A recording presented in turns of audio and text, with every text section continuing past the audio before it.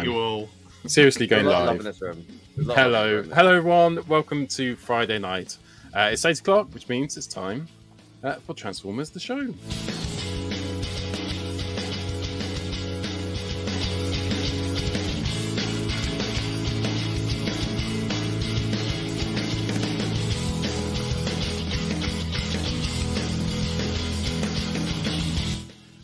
Hey, oh, that's a really good intro you did there.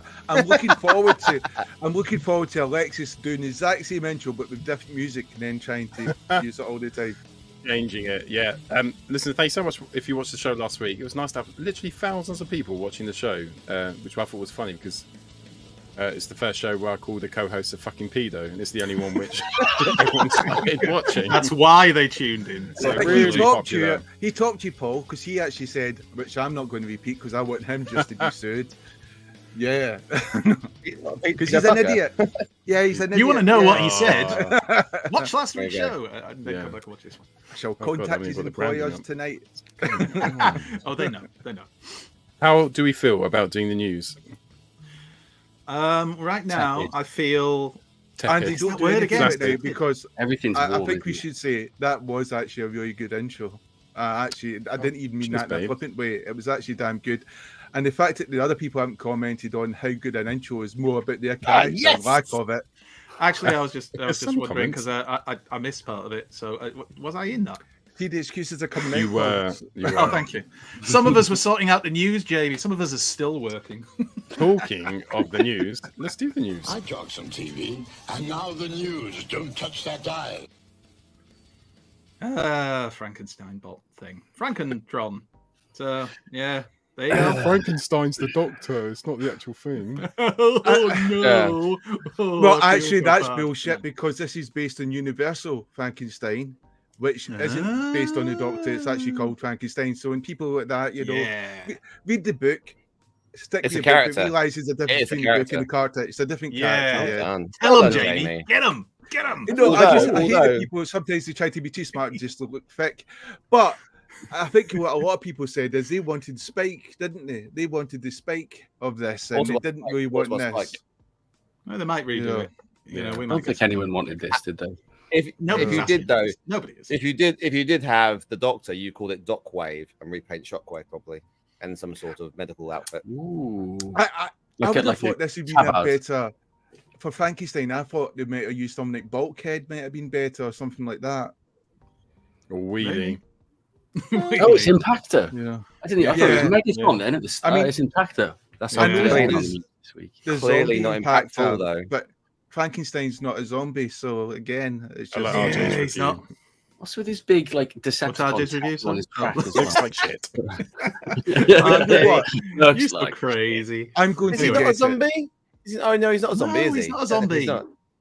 Although he is reanimated, but he's not. He's not a zombie. He doesn't eat brains. He's just bits of people. He's alive, you fool. He is alive. I'm sorry, yes, I apologise. You're an idiot. He's alive. That's the whole point of the whole story. No, I was going through the full process. You may have missed that part. Alexis, I'll send you the book. I'll send you the book. You can read it. Which one? I've got my copy from A-level. Actually, I prefer the comic book version, and I don't mean that flippantly. The comic book version is really good. Anyway, I like the De Niro. Welcome to Literacy Corner. Right, let's move on. This is that Takara 2-pack of Inferno and what's she called again? Air Razor, thank you, the birdie one. So they've given it a different paint job apparently. I can't really tell the difference. Brown legs, is it? Is it just brown legs they've given it? Metallic. Let's make it brown. That was never a good choice, was it? Do you mean like it's been cooked? Oh, the mandibles are either. Well, yeah. Well, ants like lobsters actually are blue in the sea, and they turn red when you cook them. Do they? Or when they're in cook them. Moving on. According to all the cartoons I've watched, Alexis. Yeah, you've not watched enough cartoons. Yeah. So it's repaints of things we've already had. A mild repaint, but if you want it, is this Takara, or is it? Yeah, it's wings. Right, yeah, okay. So it's like 80 quid. Wow. Yeah, it probably will be. Or 100. Check out the usual independents who will be stocking this, I'm sure. Yeah. Then Masterpiece Ratchet. Oh, sorry. Your handsome looks, Brad, tonight. Quite a few. There's a lot of love for you in the chat. Oh, is it? Oh, I'm gonna have to go back and thanks, guys. Although at first I thought Ed was talking in the third person and was just being a bit arrogant. Ed actually was. That's Ed's MO. He's always like that. Anyway, masterpiece he's Ratchet. not handsome. It's Ratchet there because just some things should not be done. Nice link. Look, is that? I'm sure the original movie toy had the hands under the back end of it, and then underneath the front, you had his head just sticking out underneath. Yes, if you looked it up, right? Yeah. So this is a masterpiece, bear in mind, movie masterpiece, right? I'm sure it is. Right. Are you saying that Ratchet? Are you saying Ratchet's backhanded? So no, but if you look, he's got the hands there, and then that's his head, isn't it? Sticking out, just like it did for the original. Yeah, that's his noodle. It's like the deluxe, but scaled up, essentially, isn't it? Yeah, masterpiece, man. Like that. That deluxe toy is fantastic. Polished? Sorry, that's not deluxe. That's is BVS like that, or is it quite polished? I don't have the most recent Bayverse. Was it Studio Series? Yes, it was a different deco for that one. All of them since Dark of the Moon have been like really nice, but it looks like an upscaled version of that. I do like the E4. I think the E4 looks good. I like generally anything which has a big letter and a number next to it, like a spaceship. Somebody get a pen. Somebody get a pen. We should say that other channels are available. Other channels are available. Other channels? He means the TV one. Oh, we're just plugging other YouTube channels.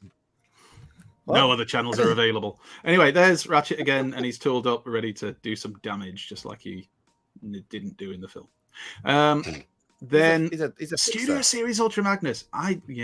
We'll go through the photos. So there was a load of in-hand photos that weren't the best photos, but that one's quite good for showing off what he comes with his accessories, right? Then we got some more in-hand photos that were a bit more professionally done, and I forgot to open my news folder so I can look. It does look good in a lot of the photos, but there's one or two where I do have an issue. And I don't know if I'm just being picky. I think I am, but I'll be interested to hear your points of view when we get to it. So anyway, there he is. He's looking good. I know some people have said they thought the head looked a little bit too small in proportion to the body. No, the head's fine. The head's fine in proportion. I just love Jamie's definitive no. Move on. There he is next to the masterpiece, because a lot of people have been comparing some of the engineering that he's I see what you say about the head now, because obviously the head is in the. I see about the head now. Yeah, it makes sense about the head. If you look at proportions of Magnus MP versus, and again, it's the same head again. But to be honest, he looks a bit too big generally. Like compared. Do you know what? He looks like the Ultra Magnus that people try to get with the fucking add-on kit. So I remember that. He looks spot on. But that's what I mean. He shouldn't be. He should be bigger than Grimlock. That was a debate. See, the thing is, that's a Grimlock issue. It's not an Ultra Magnus issue. The Ultra Magnus to me is spot on, and I think he's in proportions with the cartoon and the movie. Where, sorry, I'm going to disagree with you very no, you can disagree all you want. You don't collect so you're pointless. It doesn't matter. You're pointless. Yeah. Here's my point. Not his point. The thing is, you didn't let me finish my point. And I was trying to see it in the cartoon. Finish your point. In the cartoon, he's always seen as quite large and quite big. And that's why I think what we need is an oversized or an upscaled Cyclonus. They don't need to change the mold. Would be cool. Upscale Cyclonus and those two guys would match just like they were in the cartoon, because Cyclonus was much bigger than Ultra Magnus in the movie and in the cartoon, even from certain perspectives. When he was further back, he was still massive. And they kind of worked. It was in the comic. The comic went weird when it started to make the Dinobots the same size as Cup and Hot Rod.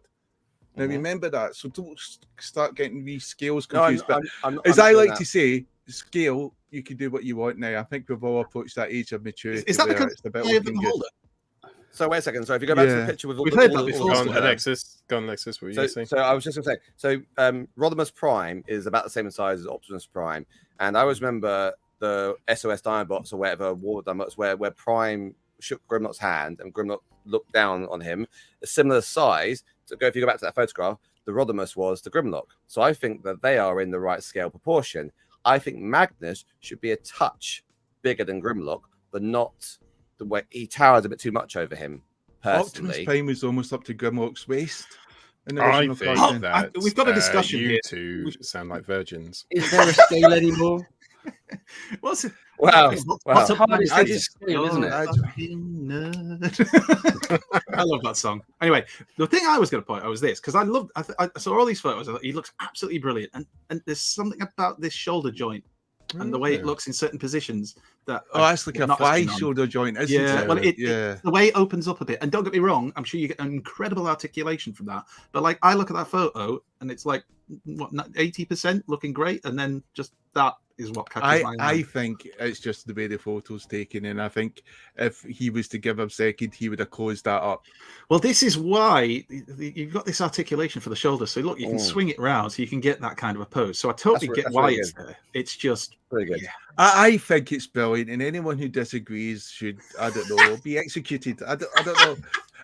I not agree, actually executed, just mentally, like think about it. But the chat's pretty mentally adjusted. How are you mentally executed? I agree with Jamie's previous point not real, they're puppets. About the photograph. I think if the arm wasn't quite straight, it wouldn't be emphasised as much. If his arm had a slight bend to it when he pointed. No, like, but I think like what he would just close off the joint. That's the only thing. He's just. But you can see how they take it off the arm, off the shoulders anyway, so you can take it apart and put him back together. Oh. Can we just can we pause for a second? Sorry, it's really important. No, it's live TV. Yes. We've had this discussion before. No, we're not watching this movie. It's for educators. Nobody cares. It's the hacker. It's the hacker. Nobody cares about the hacker. I don't care about the hacker. Man. Anyway, I want to watch the hacker. But, all right, you do that. Anyway, this is I like this. You see, I thought he was on about someone in the chat then. Yeah. How many times have we said about this that with an If Ultra Chad Magnus wants we to want watch to be a it, let me car know and carrier? I'll unpause. Could you mute him? Anyway, it's a car carrier that can actually carry cars. Hooray! It's what we want from an Ultra Magnus, just like the original could do. I think we should listen to Bad's words of advice, and he said it's a superb toy to buy, and anyone would be a fool not to get it. I pre-ordered it, so I'm with you there, mate. I must have said that at some point. Yeah, you probably said it in a less militant way, but I'm anyway, come on, because I mean, obviously, even I think the news is taking too long at the moment. I don't think that he said it though. Anyway, that's Nightbird. This is the Studio Series Nightbird in hand with Mirage as well, right? So we've commented on Nightbird before. Mirage looks okay. Doesn't look great, but looks okay. He looks awesome. And Nightbird, not no. I really want to get it. That looks great. I like the car mode very much. I don't think the robot mode is great. I think it's good. It looks good. I think they've updated it. That's awesome. It didn't look good. Anyway, this is the Studio Series alongside, I think they said it was like the mainline deluxe. And for me, that looks better than that. The one on the left looks better than that by a mile. But it's really hard to get the mainline deluxe, isn't it? No, I know. I'd forgotten about it. Is it really hard to get? Apparently, yeah. Have you got it? No, I've never. No, I haven't. I want to get it because it's a Skyline, but like, it was part of a free pack. Right. And then I know in demand, and someone got some solo packs of it. They actually produced some solo packs, but it doesn't seem mainline enough. And it just like I think that the other one looks quite good. The Studio Series I'm not taking with. Right, this is Hasbro, isn't it? You can vote now for your famous Transformers Robots in Disguise character and your favorite legacy toy of this year. So you have to go Magnus. Somewhere online that I can't remember where it was. But if you look on Hasbro and so on like that, they'll have the links. It's on social media. So you can vote for your favorite Legacy Evolution. Ultra Magnus. Studio Series 86. Or your favorite Robots in Disguise figure from back in the day. Who do you think will win? Who do you think will win? Sideburn. They're already doing Sideburn, aren't they? I don't know. I don't think it's a vote for. It's not to vote for doing one. It's you're voting for your favorite. I believe. No. I mean, remember how Inferno won and it hadn't even been released yet. I reckon France will win tonight. I think Ultra Magnus is going to win. No, he's not playing tonight, mate. It's either France or New Zealand. But does he count? Because Ultra Magnus isn't Legacy Evolution. He's Studio Series 86, which is a different line. Oh, no, for RID, do you mean? Oh, do you mean the RID or Ultra Magnus? Big shiny Ultra Magnus. I just say we pick Studio Series. I say we pick. Are you just literally going to mention Ultra Magnus every possible point now? As I said, Inferno won and he hadn't even been released. What's this? That's a bit of a Toy of the Year. That's Toy of the Year. Who's going to win that? I'm glad you've come back from watching the rugby. I'm going to go with. That's about starting in a minute. bomb burst. Right, moving on. No, not really. YOLO Park Megatron. Apparently, there was some problem people had with the face sculpt. So YOLO Park have listened and they've redone the face sculpts and put this picture out so that people can see them. It's still, it's supposed to look like manic laughter. That looks great. Yeah. Very toon, isn't it? Bottom one's all right. Bit mean and moody. What have they changed? I don't know the face. Just the facial features. The thing about YOLO Park is they're giving you that sort of masterpiece model, aren't they? Which, when you look at masterpiece figures, most people have them displayed in the robot modes. Are terrified they're transforming them. So you want that masterpiece aesthetic, you might as well go for these figures. And save yourself. The YOLO Park ones do look good, and they're supposed to be quite reasonably priced. Yeah, Bumblebee is exceptionally good. Oh, now these are not reasonably priced. But this is XM Studios Transformers on display at the Pop Toy Show in Singapore, and these are basically statues, aren't they? But yeah, statues. Look at that! Whoa, that looks awesome. And these are going to be cheap.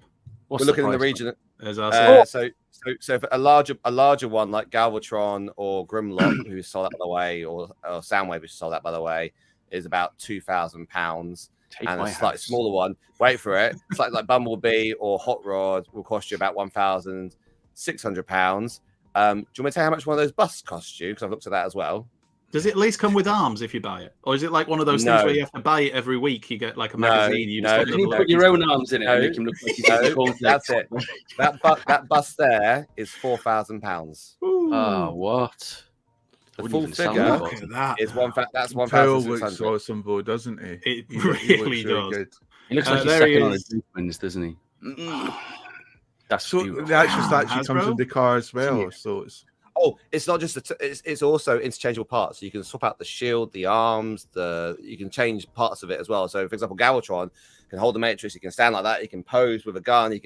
There are interchangeable parts. It's not just a fixed product. You can actually change and swap little bits out to make a static pose again, but you can change and adapt the pose to about 2 or 3 different things.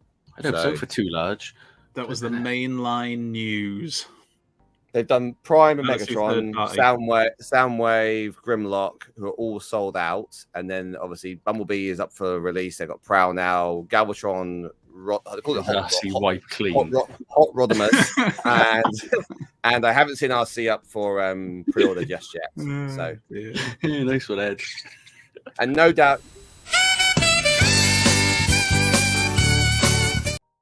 you'll also pay customs charge on top of that as well. All right, moving on. Third party. Yeah. Ed wants to get his brogurt all over RC. Believe it or not, this is the fun part.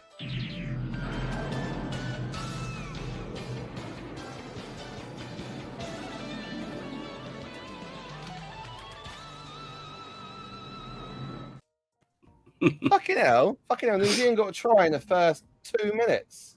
Great. Wow. Mastermind Creations R48 NP Nox Promenon, and this looks lush. It looks like an all black. It looks like an all black actually. It's got the same sort of attire on as these boys. The colour's really good, isn't it? It's magnificent. Yeah. And when you see some of these photos, they have got their money's worth out of this mold. Oh, definitely. Yeah. How many versions have we had of this now? Must be about 5. It's been 10 years. Kind of does show that it's what a great mold it is, though, doesn't it? Because when you've got a good mold, you can just keep redecoing. Well, I see a lot of people buying them, then going on to sell them. Where they've kept to the original one, the red one. They've sold the other ones they've bought. I mean, he looks quite, distinct because of that color and the way they've set it out. As long as they learn from this, like the hands are really good. The hands are probably like one of the best hands in third-party world, right? As long as they take that type of engineering and put that into all their future products, because at the moment, I guess Rewrite and Eject is probably a poor example, because obviously those molds came out a long time ago and got delayed. So I don't know what they're going to do next. MMC. I'm trying to think what's coming out. I think it's their Double Dealer, isn't it? Defensor, Double Dealer. They've also got Double Dealer's coming out. Defensor coming out, and the speaking of which, Devastator as well. As long as they've learned, But I don't think they've learned from the hands. The hands. Oh, that's Legends. Well, that's Legends. let's talk about DX9 for a while because that's what's on the screen. DX9 and their double dealer, and Mick Holland, who I believe is in the chat, he pointed out today that it's just raining double dealers at the moment. It's like all of a sudden he's everywhere, and I am not against that. But this is Ickle, isn't it? This is a little legendsy version. Probably 5 inches, 6 inches. So around average. 6 inches? Is a it? lot. 4.5, probably 4.5 inches. Actually, no, probably. I mean, because he's big. If he's there. Oh, sorry. I can imagine you there with Sam. It's about 8 inches. He's 5 inches. Right. All right. Explain this though, Alexis. Explain what this photo. What's happening? Is that supposed to be like that? It's adding on to the back of Optimus Prime, so you can have him as a flying winged half double dealer Optimus Prime with the bird head sticking out the Matrix, or is there something really just horrible happening here? I hope it's something horrible. I hope so too. But yeah, it looks like it. If you look like it, it looks like he's poking through his chest with a bird. Yeah, it does look some kind of breach aliens or something like that. Breach murder, chest burster.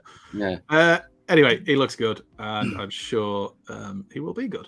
And there's the look at the little Power Masters. Oh. They must be tiny. They're getting lost. Half a horsepower each. It's nice to see DX9 back. So. Okay. So then we had this, which is New Age. Thank you. How good does that look? And what's it called? And then we know it's Swoop. No, but what's the thing called? Even I knew that. It's called Freya. It's almost like fire, like arrow fire. But it's not. It's Freya. You use code Freya. I don't like the head sculpt at all. No, it looks a bit four-heady, doesn't it? I like almost five-heady. He looks like he was in. Remember the one where they went Desertion and Diebots and Swoop, and then it was Carly and Spike, and Swoop was trying to like work things out, and he looked confused all the time. That's what it looks like. It looks like he's trying to work things out with Spike and Carly, trying to work out how they're going to save the rest of the Diebots. And Pterodactyl mode looks awesome. Head. I don't. It just looks kind of weird. Yeah. It's almost like it looks like a human head. It's like I don't know. It's a bit too. That looks comic. Yeah. That looks comic-esque. That one, that pose, comic book-esque. That's a good. Doesn't look like any hideous comic book. There's a couple. Actually, there's more. I didn't download all of them because there were quite a lot, and there's some really nice photos that reminded me of like the. I think Jamie's. All the other Dinobots look really good in that, and I think Swoop looks good in his alternate mode. I just don't think the head sculpt is personally that good. I think it detracts from the figure. But that's what can happen. Fultrum is too big, yeah. A face sculpt is like. But it's fish, Alexis. We're allowed to see something's fish. Like beauty, yes, like beauty. It's in the eye of the beholder, isn't it? So unless it's Studio Series 86 Ultra Magnus. Don't you dare! Don't you dare! And I want to point out that they've done the rocket. They've done the rockets for his pterodactyl mode. They've done the launching rockets, and the only other company that did that was Gigapower with their not the Chrome suit or one of their. They do all sorts. They other company to do that, which is a nice touch. Okay. So this is Artist Stan, isn't it? This is Artist Stan, and this is him did the alternate modes of what Pyro and Mirage and Sideswipe and Sunstreaker could look like if they had Cybertronian modes. I like the style. I like that. That Mirage is great. Yeah. And he's got 3D animation, so he animates them out, so you see the move. It's not just like a still picture. Cool. Nice. You know, he's got a YouTube channel which has got like 7,000 subscribers or something like that. So you can go there and see this animation in full flow. What the fuck did they get penalty? And then some new photos of is it called Probiter, something like that. Anyway, Predator, double dealer, mate. Predator Nimbus, which is double dealer. No, not for legal reasons. It's not. It's Predator Nimbus, which is double dealer. Obviously, this is the MMC version and in-hand. Is it a remold or something else?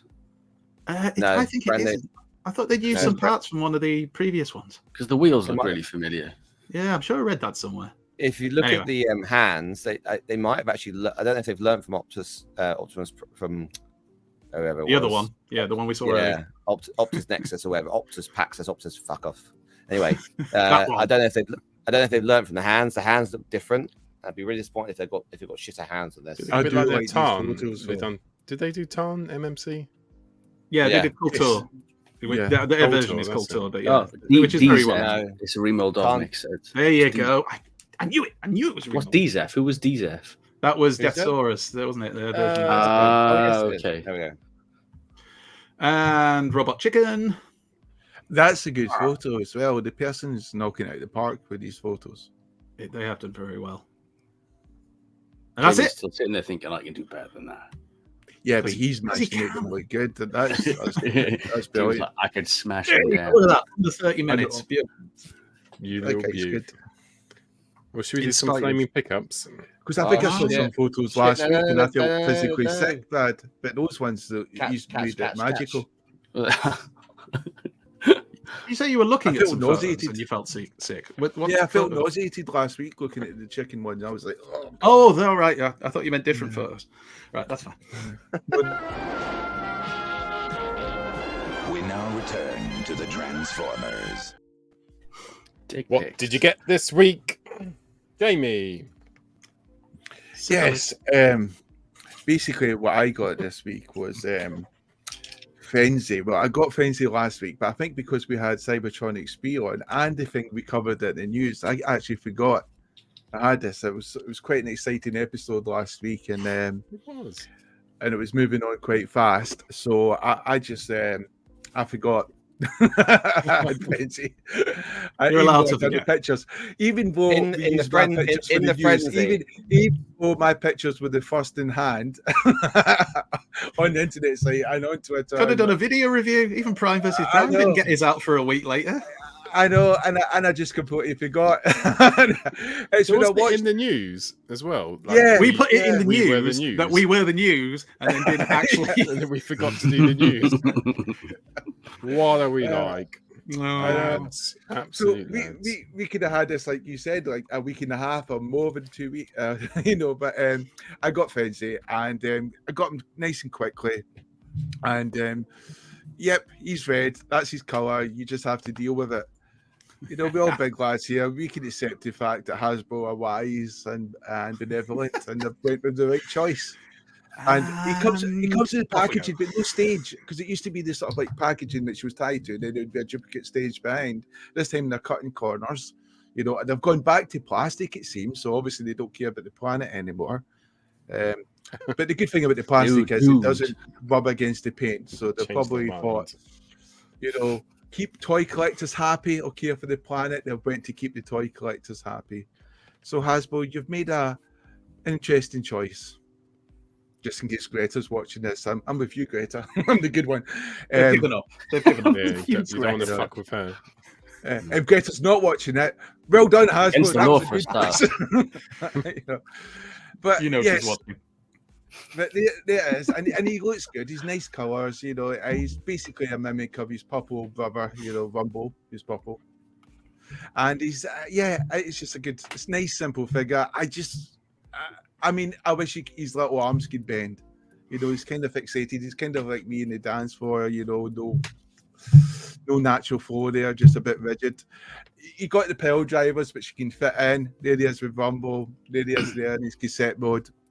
He just looks awesome. He's just a good figure, and it's a good one to have. And I just hope, please give us Buzzsaw, and bring Ravage out. Use your masterpiece mold. You've got Ravage sorted. Ravage masterpiece fits scale perfectly. So just go with that. We don't need to worry about going into Soundwave's chest. No one gives a fuck. Just have a Ravage looking cool. It's nice to hear you say that, actually, because I never give a shit if I have tapes with Soundwave. Yeah. It doesn't matter if they go in him, do they? You can't see him when they go in him. Yeah. And you have the Pish cassette of Ravage. Everyone will have him. So they can use that to be inside Soundwave. So that's the way my thinking is going. So if Hasbro, you're listening to it, give us the masterpiece Ravage for the chug collectors. We deserve it. So that was nice, 4 simple photos, which we then put online. I know the first in hand images, which we forgot about. And it's just an awesome little figure. And it's just, the little cassette is cool. It's actually the same as Rumble. Comes with the 2 nice, awesome accessories, which you could alternate so it could look like, it's got different bits you could fit into. So you can. What happened? It looks like it's a pedal drive and stuff like that. I like how the fact you're watching the rugby, Alexis, and talk over me when I do the review. That's brilliant. I've removed him forever. I was actually only joking. Everyone knows he's a mentalist, but he doesn't care about rugby. He's probably just looking forward. I know He's he's never ever spoken about rugby ever in his whole life. Yes. How's this different when you watch football? Because I actually like football. Have you spoken about football before to you? And to be fair, I don't remember you ever telling us about your love of rugby. Yeah. Anyway, moving on. Let's not get into that. We're still in a review. Rumble.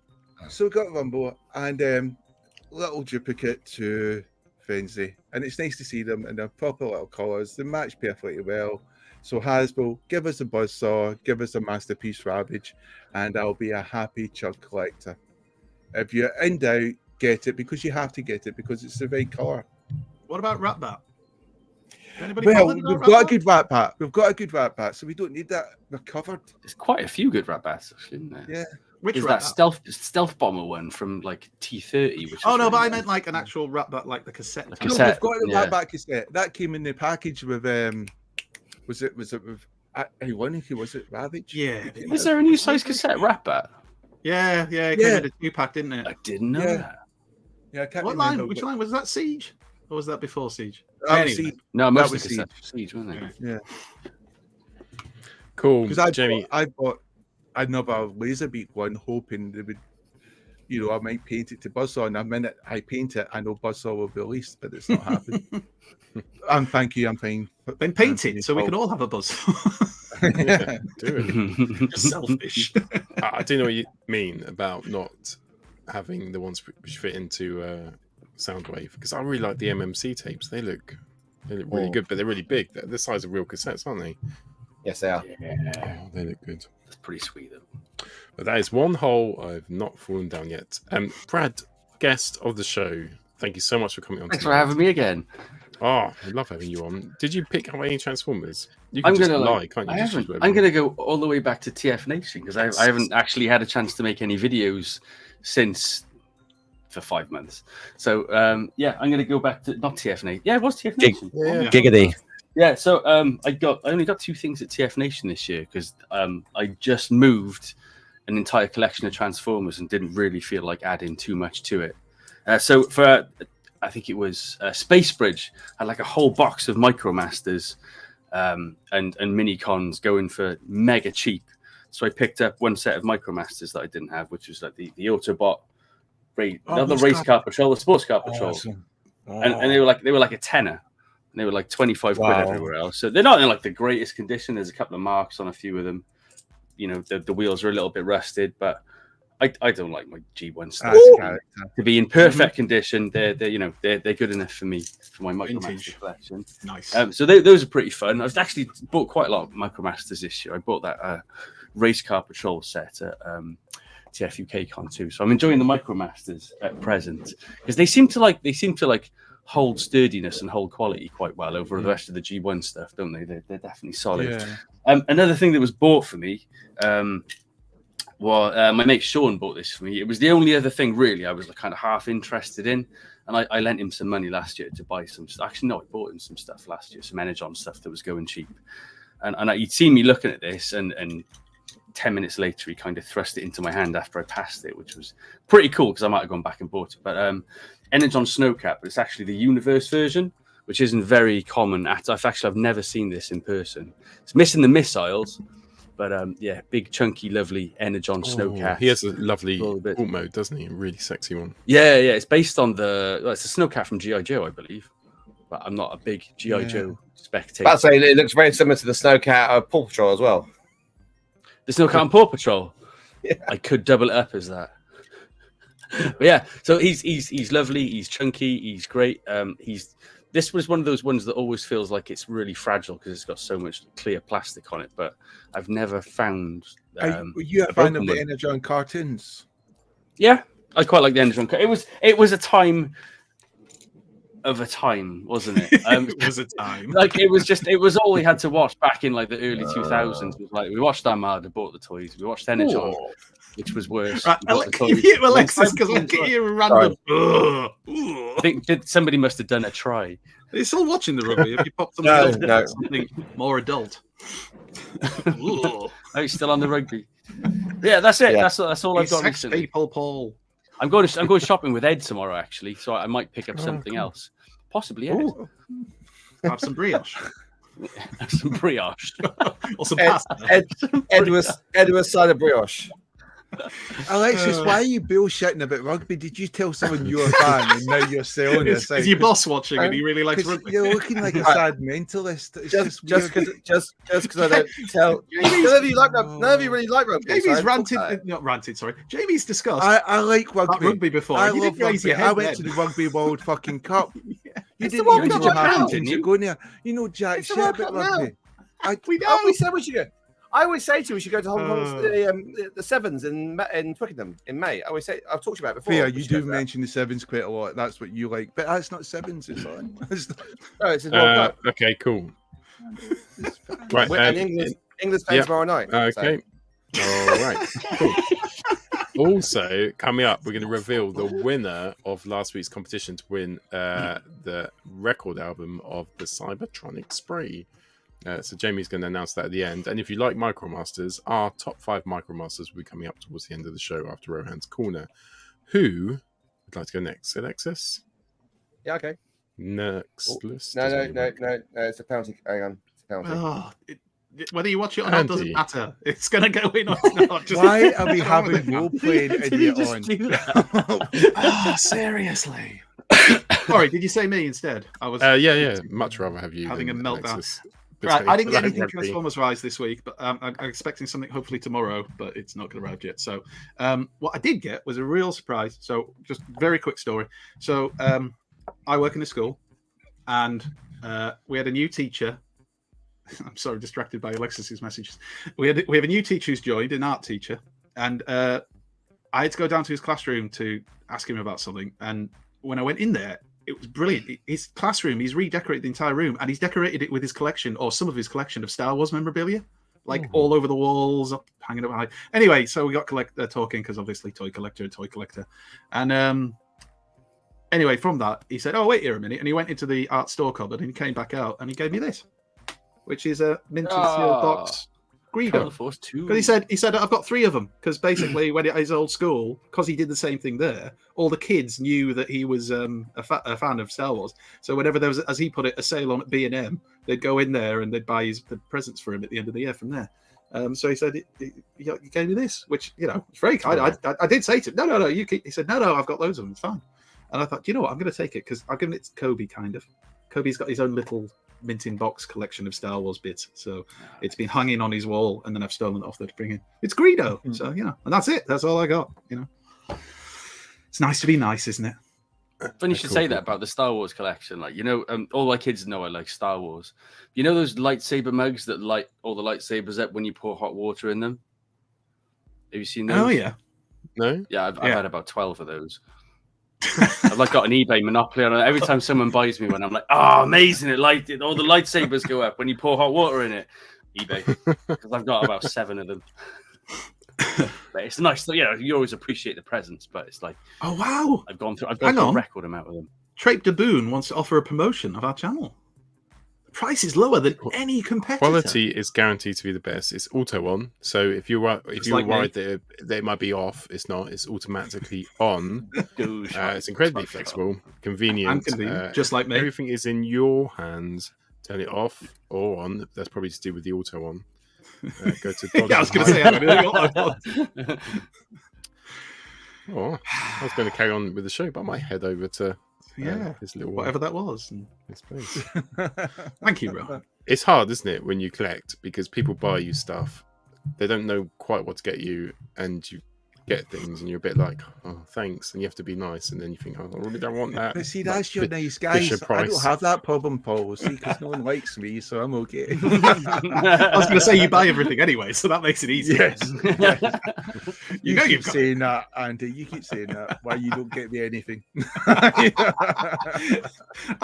could get you a second of something. That's what I'll have to get you. Right, I'll go next. Alexis is losing his shit. Oh, Jesus. I did get some things, but they're for my birthday, so I can't have them, and my wife is going to wrap them up and give them to me on my birthday. So, it's great, that, isn't it? Right, should we let Alexis back? Yeah. Alexis, did you get anything other than a fake appreciation of rugby this week? Yeah. I like sports. Egg ball. How is this different to you in football? I don't get Because it. we actually like it, and we know about it, and we talk about it, and we can discuss it. And also, I not watching it live. I play rugby every Sunday, so my boys play rugby. I don't see what the issue is. I like having sex. I don't go watching fucking porn during the middle of a live show. Not anymore. When we all learned that from Parliament. Right, You told us all of this on that day, Jamie. I got a Anyway, that's cool. it has. I got this. I got a Thunderhawk. I got a Thunderhawk. So which is really quite cool. There is a review on the channel. If you want to look at it in depth, it's there. It's bigger than I thought, actually. Is it bigger than the original? That's what the girls say. It's way bigger than the original. Again, stop quoting my wife. Fuck off. It's not huge. I'm guessing you weren't the original. Be? Who would the original be? It's not you. So I'll do a very little demo of it, which is the wings come up. So wings come up. There we go. Wings come up. Cool. There we go. One at a time. No, it's because they put these back in properly. The laser can extend, and then at the bottom here you've got this, and you get the whoosh at the back. So you pull this back, and it's like, if you look in my video, I've got the Spectrum's got their supervision. Nice. And then you've got bombs in the bottom, which I won't take out, but I will just open up the hatch so you can see them in there. They're labeled. They're in there.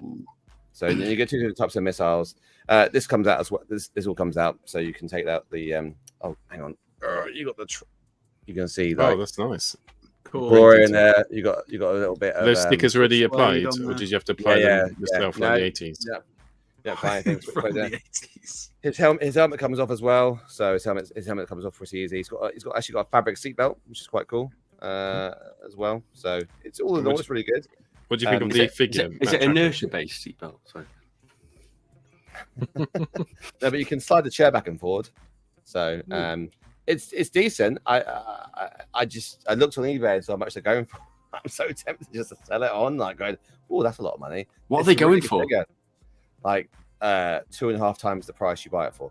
And how much was it worth? How much is it? 120, wasn't it? Oh, I paid like £10.50 for this. So 120. Hi Sam, if you're watching. £10.50. Hey, Alexis. Thunder Tank Sam. Alexis, can I ask you about the missiles underneath? Yes. Can I ask you about the missiles underneath? Yes. Is it possible to swap them out for 2 rugby balls? If you had 2 rugby-shaped Two rugby-shaped balls? Clint, actually, I sport Wasps before they moved to Coventry. So Quins is now the closest team to us because Reading moved to Reading moved as well. So you should get a big poster of Johnny Wilkinson, all that negative space. Wow! Do you know anyone else? It comes with a cool stand, and this. So if you recall, this is the flight stand that I actually have all my other flying. So the jets down there, you can see. If you can just see the jets down here, they're on those flight stands as well. Different variations of them. So it's quite cool. It comes with one of those flight stands actually, cool as well. If they do a Switchblade, then I'm really excited because I have Switchblade, the original. If they do a Switchblade, I will have to get that one. There's a review up now, isn't there? So if you want to see more, there's a full-on review up on the channel with a great thumbnail. Go and check it out. With 2 very realistic looking figures on it as well. They both almost look human. Did you get anything else? I did. Did this? That was a penalty. Penalty. You got a penalty? I got.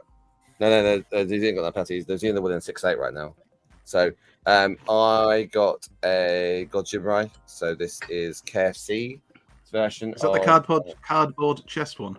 Yeah. Yeah, because they're going to sell the robot separately. So it's like so. Of course they are.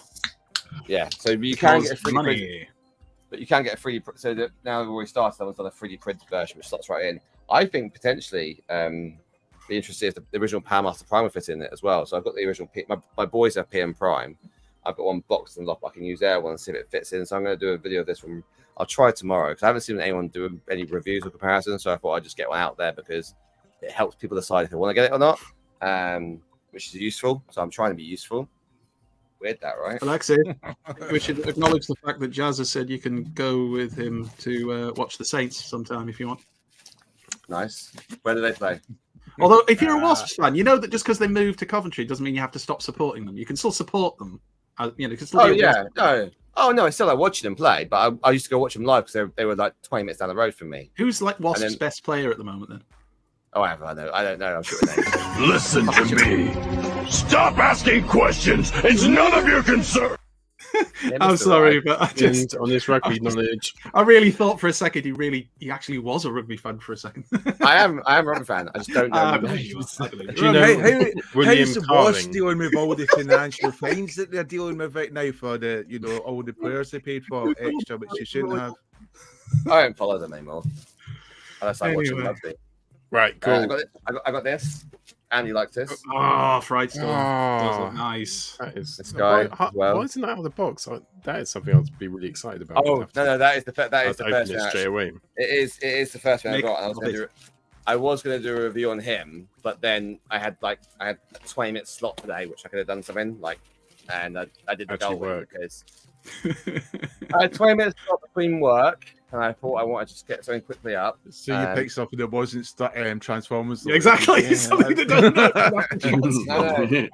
Because for this, we all know. For this, I need like an hour probably an hour and a half, because I've got to want to do comparisons with the Fans Hobby version, the I don't get that version. Right, seriously, we'll have a discussion about another time. How can that be fun? I'm going to spend an hour transforming this thing. It's just.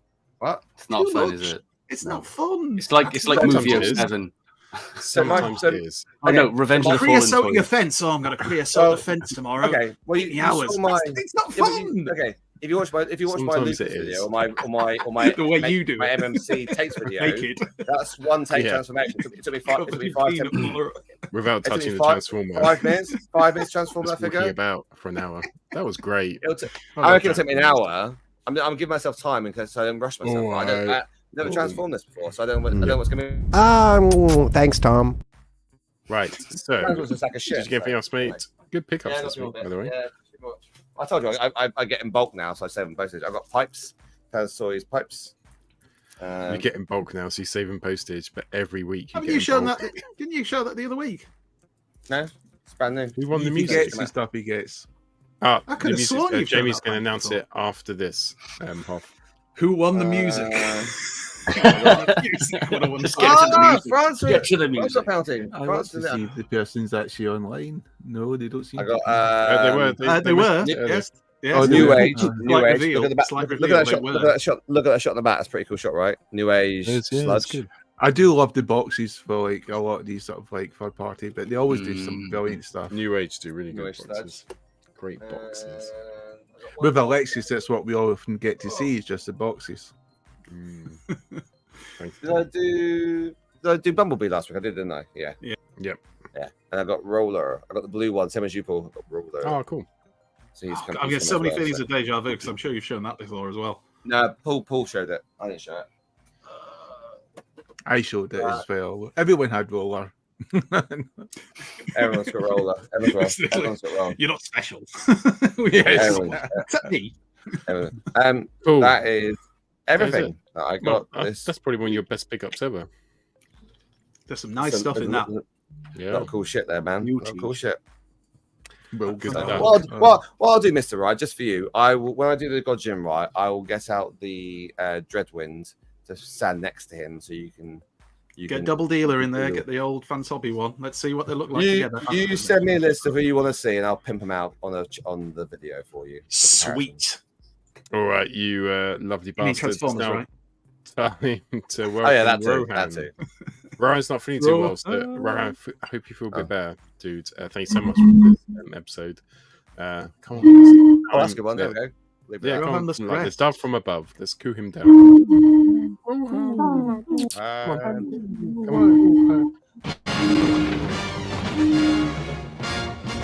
on, Rohan.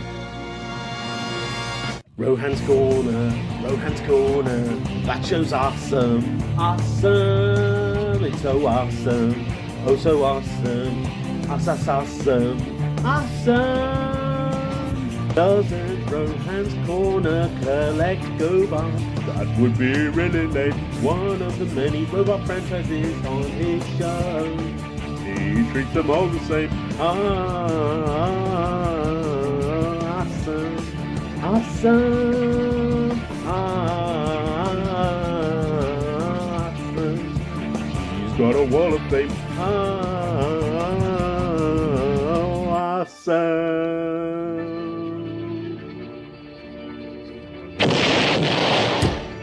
Hello everyone, thank you to my show horts and welcome back to, once again, Rohan's Corner in the hot, sweltering heat of the summer, which has come really late in the year, as was always in England.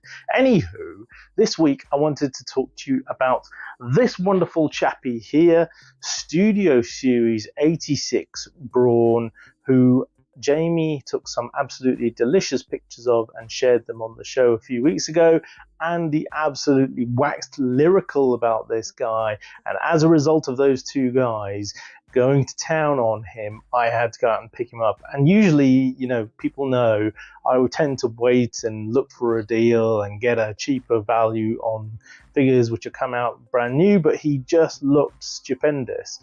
And specifically, I wanted to touch upon the point that, you know, usually I'm full of praise for the new Transformers figures that have come out, the updated versions of these original G1 characters, because they have such amazing robot modes. And he does have a great robot mode, but very, very rarely do I ever say that the alt mode on one of these guys is actually better than the G1 original. And I actually have G1 Brawn right here, my faithful original, and I actually have to say I think I prefer the Studio Series 86 one.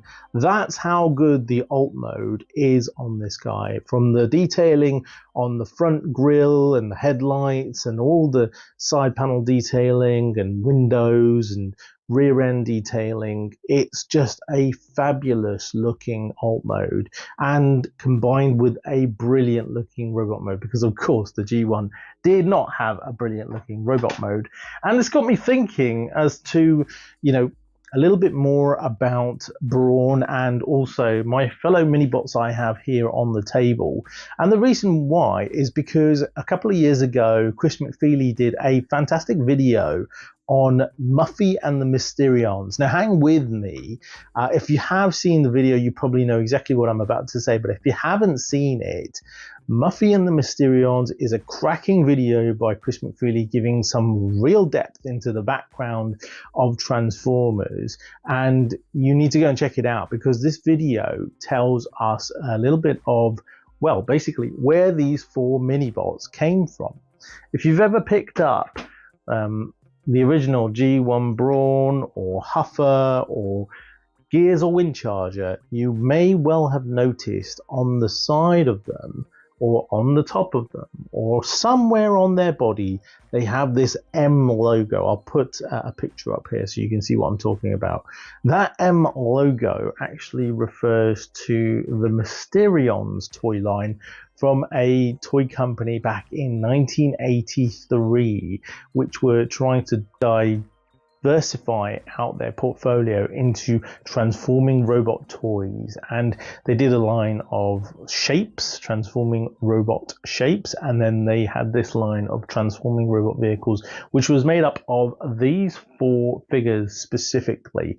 So Brawn, Huffer, Windcharger, and Gears. Now, those four were being sort of scheduled as part of their launch into this world before Transformers had come out, before GoBots had come out. They were going to create a whole spin-off series. They were going to create a comic tie-in. They were going to create other bits and pieces, and they worked with Marvel. Anyway, watch Chris McFeely's video. He explains it all. But the point is that eventually the company got folded into Hasbro just before any of this could happen. And then magically, these 4 mini-bots appeared in the Hasbro Season 1 line in 1984 alongside 3 Takara-built mini-bots, we think, in the likes of Bumblebee, Cliffjumper, and Bumper. And those were the only 7 mini-bots that were created. And if you think about Bumblebee, Cliffjumper, and Bumper, they are basically the same mold, just slightly changed. The transformation is the same, the actual parts are pretty much the same. It's just the body shape of the vehicle that's different, and the face of the head, and those sorts of bits and pieces. However, these are 4 very unique molds in Brawn, Huffer, Gears, and Windcharger, and those actually became the basis for the mini-bots in G1, right? Warrior robots in disguise. The evil Decepticons disguised as deadly jet planes have come to destroy Earth. Only the heroic Autobots can save us. Oh no! Evil spy cassettes too. This is a job for mini Autobots. They're ingenious. They're incredible. They're the Transformers. Warrior robots in disguise from Hasbro. So this whole other company, which was then wrapped up into Transformers, is what created that.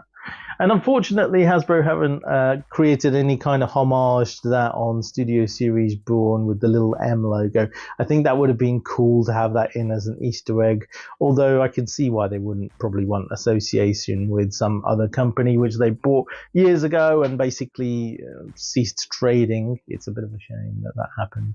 But it's a cool little story, and it's just one of the many nuggets out there that explains where the Transformers line came from. Obviously, we know about Microchange and Diaclone and all the other elements that came together through Takara to create Transformers, but to this date, we're still finding out bits and pieces about these and the likes of Skylynx and Omega Supreme from the Grandstand Converters line. Those bits and pieces, Shockwave and Bandai licensed products. We probably will find out more moving in the future. And I'm seeing more and more bits and pieces coming out about the G1 movie, where obviously we found out about Rails and all the alternate storyline that was penned last year at TFN. And then obviously there have been other elements, deleted scenes that have come out from the movie and also from the cartoon series, which actually throw some light on what happened to particular characters, all of these great things. And I think these little nuggets are now the bits that I'm starting to get excited about,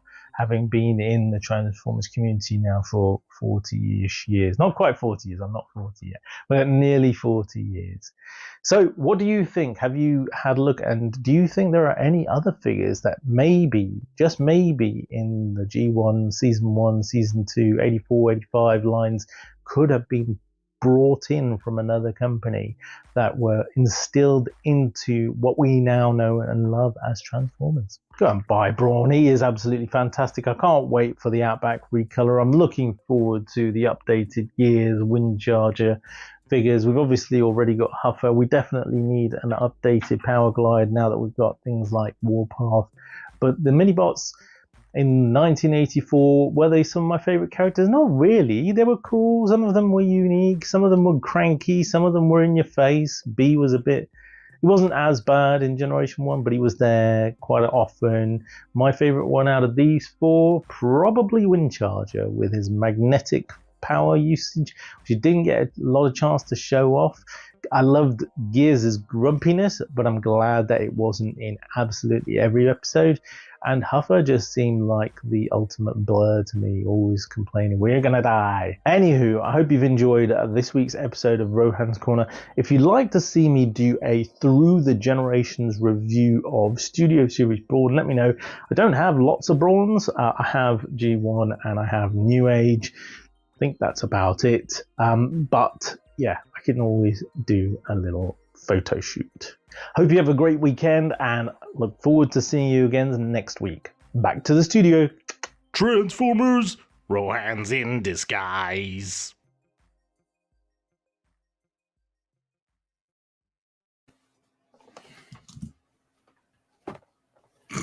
Sorry, I wasn't quite ready. Are we ever ready? Smooth. Nobody noticed anything. Good. Edit that out at the end, right? Just edit it. Fine. Edit live TV. Always Nice do that. t-shirt, Andy. Pun? Nice t-shirt. I'd love to say it's available from the merch shop, but we don't have one. Right, Jamie, we done a competition last week. You have used some sort of device to pick the winner. Would you like to tell the people who won the No, not the Polyphonic Spree. That's a different band. The Cybertronic Spree's album Rumble. Well, Cybertronic Spree, whose album who's done exceptionally well, and the latest tour which they're doing with Stan Bush, or the concert they're doing with Stan Bush, is sold out. I believe the tickets for. Wow. So the winner for the album Ravage is Sunstreaker Titan. Sunstreaker Titan. He's in the chat. He was in the chat earlier on. Yeah, but I don't know if he's still with us. But if you're there, Sunstreaker Titan, make yourself known. You know, so Sunstreaker Titan was the chosen one. That's the winner there. Well done. Next week we're going to give away a fucking. I've got him here, ready to give away. He's boxed, but he's just outside of his box at the moment. If you like Transformers, then you're in luck this week because we're giving away Cosmos. So that's next week on the show. We'll be giving away in his box, all complete with all the bits. You just need to tune in next week to win that. And Sunstreak said thanks. You're welcome, Sunstreaker. Thank you for entering. Yeah, thanks for support. He's always commenting. He's a good guy. Or girl. Based on our numbers, probably a guy. So many female fans out there. Unless you take away our partners. Oh yeah, it's rare, isn't it, in the US, Cosmos? So yeah, all the US. Yeah, so if you have anywhere as well, anywhere apart from Maidstone. Fuck you, Maidstone. So yeah, anywhere in the world. Is that Canterbury? Is that Canterbury's arch rival, Maidstone? It's Ashford's arch rival. Don't get you started. Right, come, keep talking. You can take the boy out of Kent, but you can't take the Kent out of the boy. Yeah, that's true. We are going to move on then to foreplay, and this week's foreplay, I'm really excited, is our top 5 Micromasters. So here we go, a little bit of foreplay. Lynn, these are sex people. What do you mean? They're sex swappers. Lynn, this is DEFCON 1. Look. Look. Don't make the same noise as them. Don't think you want to join in. $300 in the US. NY Hunter, just so you know, they're literally everywhere here in the UK. People just, throw them in the bin. Cosmos is 300. Use them for cladding. In America, they're fixing schools with them. Rack Cosmos. Oh, they probably won't get that reference, but it's all good. I'll just double check that after the show. It might not be the price. It might not be the price. No, it definitely is. Might have been sold by then. It definitely is. And, if it isn't Cosmos, it'll be Alexis's Unicron. So don't you worry. Yeah, it'll be something. In the UK, you get a Cosmos. In the US, you get your mortgage paid off. So we want to do our top 5 Micromasters.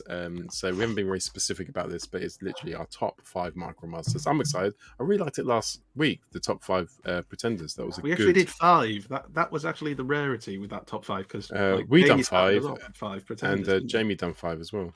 Yeah, yeah. We were all we got 5 on it, as they say. Alexia.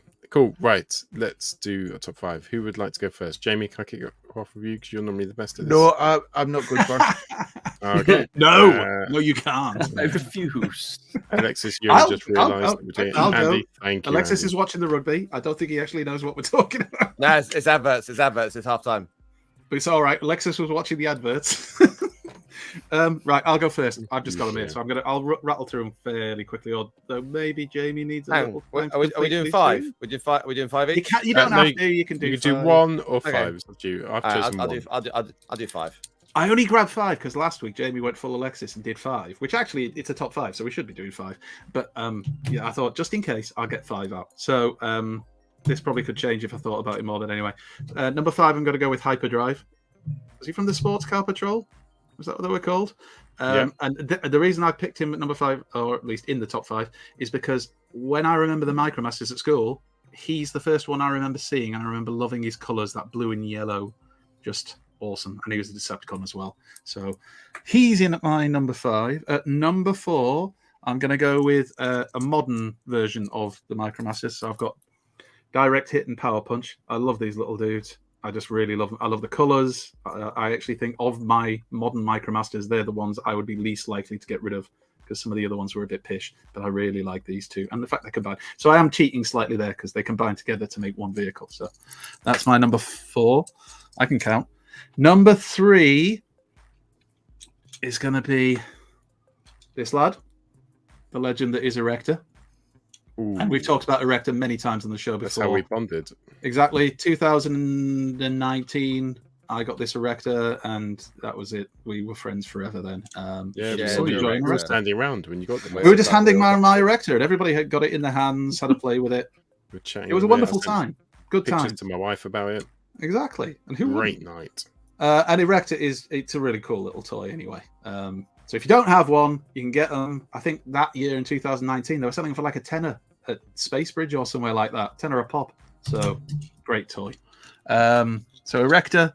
And then my number 1 is still really difficult, and I actually have both of them here. So I'm going to go with number 2, slightly controversially. Oh, that's good news, Sunstreak. I'm glad it's cheated up a little bit, mate. Hope you have a better weekend. Yeah, exactly. I hope things improve. Countdown right. Number 2, right? Number 2, Countdown. Yeah. So it could have been number 1 easily because I love the Countdown set. I had it as a kid. Great little play set. Used it with other toys as well. Just fantastic. And Countdown himself, I've just always had a soft spot for. So he is in at my number 2. I still think he's a great Micromaster because I don't think the actual molding for this in G1 was ever used again, was it? Other than in like Japan for their versions. But I could be wrong if anybody in the chat can tell me. But yeah, I love this little dude. He's just fantastic. And I've got thanks to RJ, I have the modern version as well. And he's also fantastic. So Countdown, beautiful little figure and a great set if you can get a good conditioned version of it. And number 1 is one of my childhood sets. I think the first Micromaster base set I ever got. So I have a special place in my house for him. So it's Airwave. Little Airwave. And he turned into an F-14 Tomcat. And F-14 Tomcats were cool. So I've always mine's still got you can't see probably. Still got the stickers and everything. They haven't even peeled off. He's in fairly minty condition, all things considered, which is that I had him. I liked him. I think everybody seems to have had him. It's a bit like Double Dealer. I used to think Double Dealer was really special, but then I found out literally everybody in the UK had one as a child. Was he the one which came with it was the base that kept turning? The airport came with a little airport. With a missile launch. It was first one I had. I've got the model. There's a model equivalent now. You've got the yes. I've got. Air fryer. I've got the air fryer. Air fryer, Airwave. There's Airwave, and then they changed his name for Japan, didn't they? But it's something similar, and I can't remember what it is now. Anyway, that would be my number 1. And again, as usual with me, it's pure nostalgia. It's just that I love the little bot, and it's the one I remember playing with loads when I first got it, and still love it. And mine's all knackered up and yellowed and grimy because I took it down on the beach every day when I was on holiday when I actually bought it. But yeah, I love this little dude. So number 1, Airwave, and I doubt he'll be number 1 in anybody else's top 5. But there you go. He almost hit my top 5. I'll do my top 5 now if that's cool. So, well, I've only got top 3. So, number 3 was one which I've never owned, but I've always seen and from afar, and I've always wanted it. And it's the Micromaster, the train ones. To have them, little tiny Micromaster trains. I don't know. That's not Raiden, is it? I know Raiden's six liner. Yeah, that's right. 6-liner. Oh, so good. Always wanted them. Colours are cool, but I've never ever held one in the flesh. But maybe that's a TFM purchase of one day. Other than that, probably my second favourite, as I've mentioned quite a few times, is the Decepticon Battle Squad. The Micromaster combiners. They were delicious. Loved them. And you could do so many things. When you talk about doing like unofficial third modes and stuff, there was loads you could do with these guys. Like I remember the one on the right is to make into Scorpion Knock. You could have a stinging tail and stuff. The fact that the car separated and the tank, they were that actual two individual little transformers. And is it Countdown? I can't remember. No, it's not Countdown. The one on the left. Direct Hit and Power Punch. That's the original versions of the two I held up. The little duo. Yeah. They were. Just loved them. They were brilliant. And for some reason, I don't know why, I just must have been old enough to get to that age where you don't lose fucking everything and you keep stuff together. I'm probably about 11 or 12 or maybe even 10, and I just kept them together and they kind of stayed together for quite a long time. Then my number one, I love this guy. It's Flat Top, which came with his little bass, and he was so cool. There's so many cool things about him. One of them isn't the play mode of the bass. That is one of the worst things. It looks like he's in a fucking Chessington ride. Driving that about, but the rest of it is spot on and awesome. I always loved Broadside, and I never had him, and this used to remind me of Broadside. The little bit flips up and down. The guns were brilliant. They're such good guns for like the rest of my Transformers. I used to give those guns to like Prime and stuff. They used to look really cool, but the best was the Micromaster. I don't know if there's any other Micromasters which transform like he does. There probably is, maybe, but I've never seen one. The way he transforms is really clever. His body flips up. There's a center like fugal bit which pulls round and his head pops out. It just seems so much more intricate than any other Micromaster I've done before. And absolutely loved this boy. So he was my number one. Jamie. Yep. Okay. Yep. Cool. Well, I've got the complete sort of vintage UK EU sort of Micromaster collection, and absolutely love them. And I think it's really hard to ever sort of start to choose what I would like the best. I think the easy one is always to pick the bases, and but what I went for is the reimagined version. And what I like about these guys is they came with Victory Saber. Has that Victory Saber, and it wasn't trying to push a stupid gimmick where they had a sort of third or alternate mode where they made stupid guns. Although they were trying to have that sort of mini-con sort of addition to them, I just liked them because they were like Micromasters, and I know them obviously as Stakeout and what's the other one called? Firehouse or Red Hot. Yeah. So obviously Japan have called them Fire, and I think Stakeout is Holly. Yep. I can't pronounce the name. And they're kind of sort of like, you know, they're brilliant.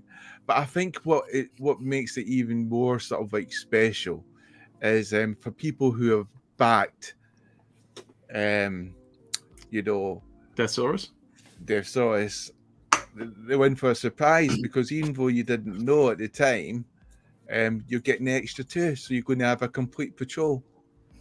So it'll be the first reimagined Micromasters which will have a complete set. Were they the rescue patrol? Yeah. And it's going to be, I mean, it's weird because I mean they're in the Zone cartoon, aren't they? So they've got different names to what we know in the EU, UK. But it's going to be a complete set. So I think a lot of people who didn't back Deathsaurus was suddenly a bit upset because they would have backed it, because it would have meant getting those figures. And if I know about Victory Saber had a second run because of a lot of the defects and a lot of the problems. So a lot of people are now getting the Victory Sabers, and obviously there was a lot of shipments lost because of like water damage, etc. on boats. So they had to like remake and start a new run of Victory Saber. So they might make a new run of Deathsaurus. I wouldn't be surprised if they did. You know, so there might be hope out there for people. And plus there's going to be a lot of businesses out there who have probably bought more than they needed to. So you've got a chance of completing that Micromaster set. But for me, it's cool. It's good to have a reimagined set. And I like those figures. I know some had QC issues, you know, found it a bit hard to stand up, etc. But mostly mine were fine. And they're just good figures. They're good fun. It's reimagined, a little bit more articulation. They haven't decolored yet, so that's a plus, especially with that nice white they've got on it. And I love them. Good little figures. And I think as they're a perfect example of why I think Micromasters should have been done again, and should have gave us the complete patrols, and even gave us the base. They could have the bases a little bit more articulation in them. They could be bases that transform into bigger robots, like the Ark transforms into the robot, Nemesis transforms into a robot. But this is what I would go for. So this is my guys, Holly and Fire, as they're known in the Japanese versions. those little guys who I managed to grab from my display. Very cool. You muted, Paul. Oh, sorry. Who would like to go next? Have I been? Brad, you go first. You sure? Go on, Yeah, Brad. Alexis pointed and I waved. Does the wave win? Rank? Wave. The wave. Yeah. All right. I've got full on 5s. I'll start with one that I totally love as an adult, actually. Probably wouldn't have liked this one as a kid for the same reason, but I'm going to go with Roller Force from the Racetrack Patrol, just because he is that hot pink dune buggy. Everything is wrong with the color combination and the particular purpose, but it's just a wonderful, wonderful thing. And he's got that kind of like yellow and blue that doesn't go with it at all. He is all of the wrong It colours. kind of reminds me of superhero characters, don't they? In the pants don't match the rest of the costume. Yeah, exactly that. Yeah, he's just he is a wrestler in Micromaster form. He's fantastic. Next up, I'm going to go with from the Construction Patrol. I think it's the Construction Patrol. Neutro. It was my light's really bright. There we go. Yeah, Neutro. He's actually my original from when I was a kid, and I really used to love him just for the sheer amount of moving parts that are on him. Like he's got a head flip up. His hydraulics turn into like shoulder cannons up there, and yeah, he's kind of quite tricky to transform because he locks in real tight, but that gives him a really nice kind of like line with his vehicle mode. I've never seen him before in my life. That's the first one. Really cool. I've never seen him, so I've learned something new tonight. Hang on, you don't have that in your loft? No. My God. He's proper Carnaback. Yeah, but he's a real nice looking Micromaster, and I always used to pretend that he had cannons on his shoulders where his hydraulics were. Yeah, he's a lovely guy. Next up is a pure nostalgia one as well from the Metro Squad combiners. We've got nice. Slide and Euler, I think they are. Just because I always used to pretend that was my Optimus Prime when I was a kid. They both transform in really nice ways. Euler's got that weird. No, this Slide. See, I can't get him transformed now. Live on camera, can't do it. Anyway, he's got those weird looking shoulders that always make someone look like they're doing that. Yeah. So yeah, he could fly when I was young. Yeah. I really liked about Euler was just that he's got that big like chest kind of windshield look to him. Right, my camera's a bit cack, but yeah, and the block feet, but he was like proper hench. And he's definitely a good stand-in for Micromaster Optimus Prime. Next up is, I believe, Trip Up from the Hot Rod Patrol. Just because he was a cool white Mustang, and every kid wanted. Look how much he glows on camera too. He's yellow to shit. He hasn't looked that good since like 1987. He's back. He's back. Yeah, he was just a big, cool kind of like Mustang with blue flames on the side, which. You know, that's cool looking, and I always love the hot green for his for his robot mode as well.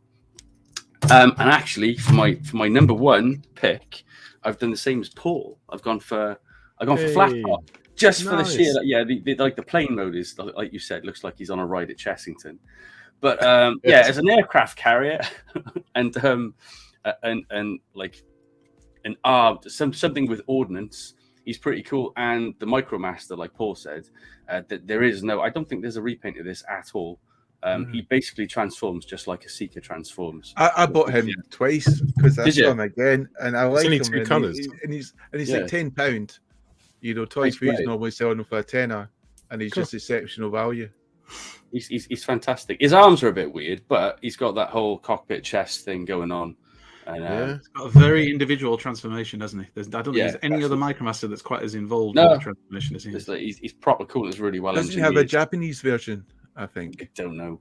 Oh, probably. Japan took most of them, didn't they? Yeah, just like transform the plane as well, so he looks like. Do it. Hard Panther. Hard Panther. Live. There we go. Here we go. Strap him in so he can't fall out of the ride. That's it. It's the strap, isn't it? First. His legs fit in. Or I'm coming to get you, Optimus Prime. That's still better than like Overload, because I'm sure Overload didn't he have to stand in his? Yes, standing and holding the bar as he flies along. I've still got my seat. Something to hold on to.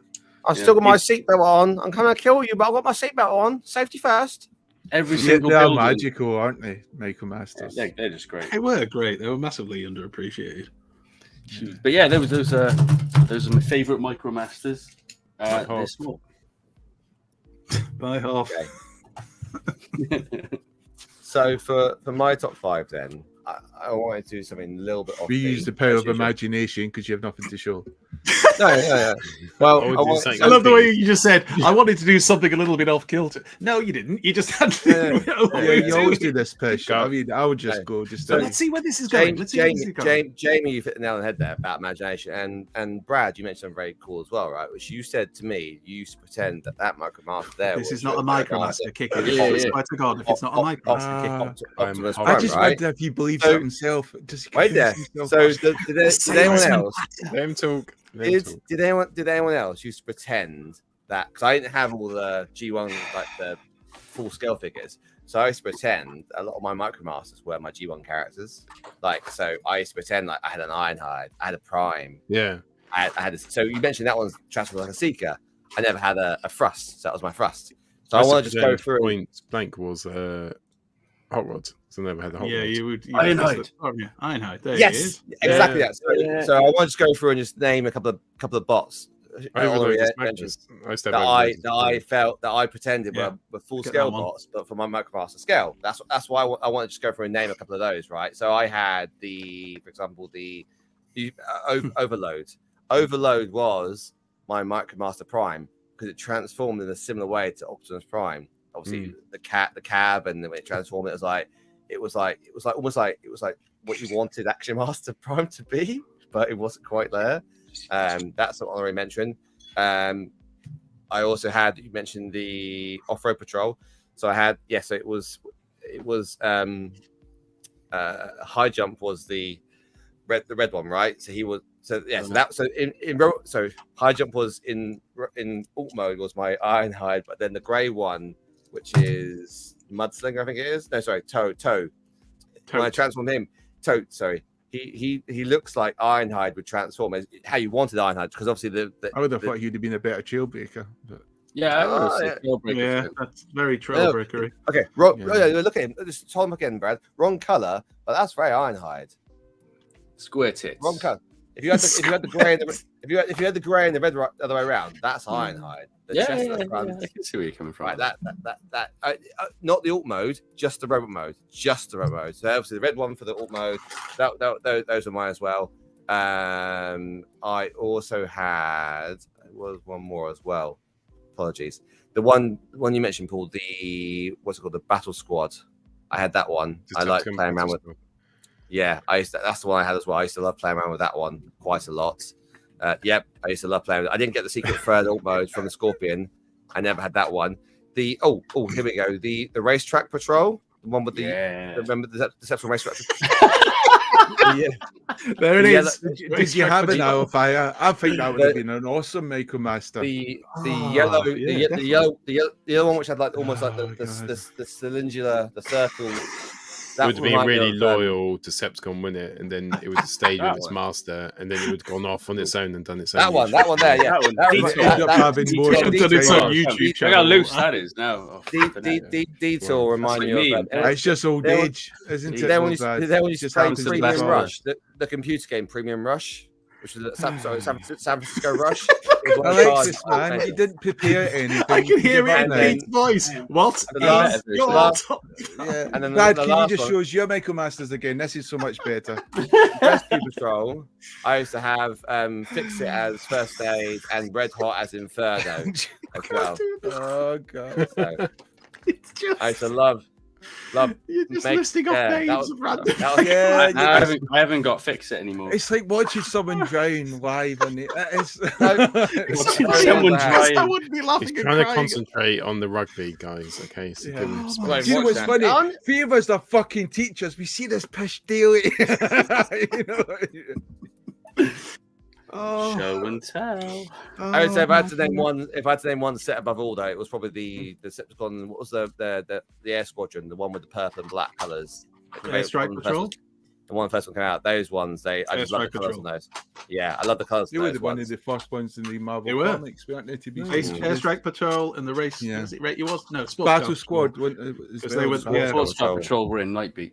Yeah. I think. So that was just reading fucking right. We know, Pete. We know. The yellow one, the red one. Saying that you're reading. You can see him literally looking at the screen and reading. Just saying you did fuck all and you didn't prepare anything. Come on, and move on with your life.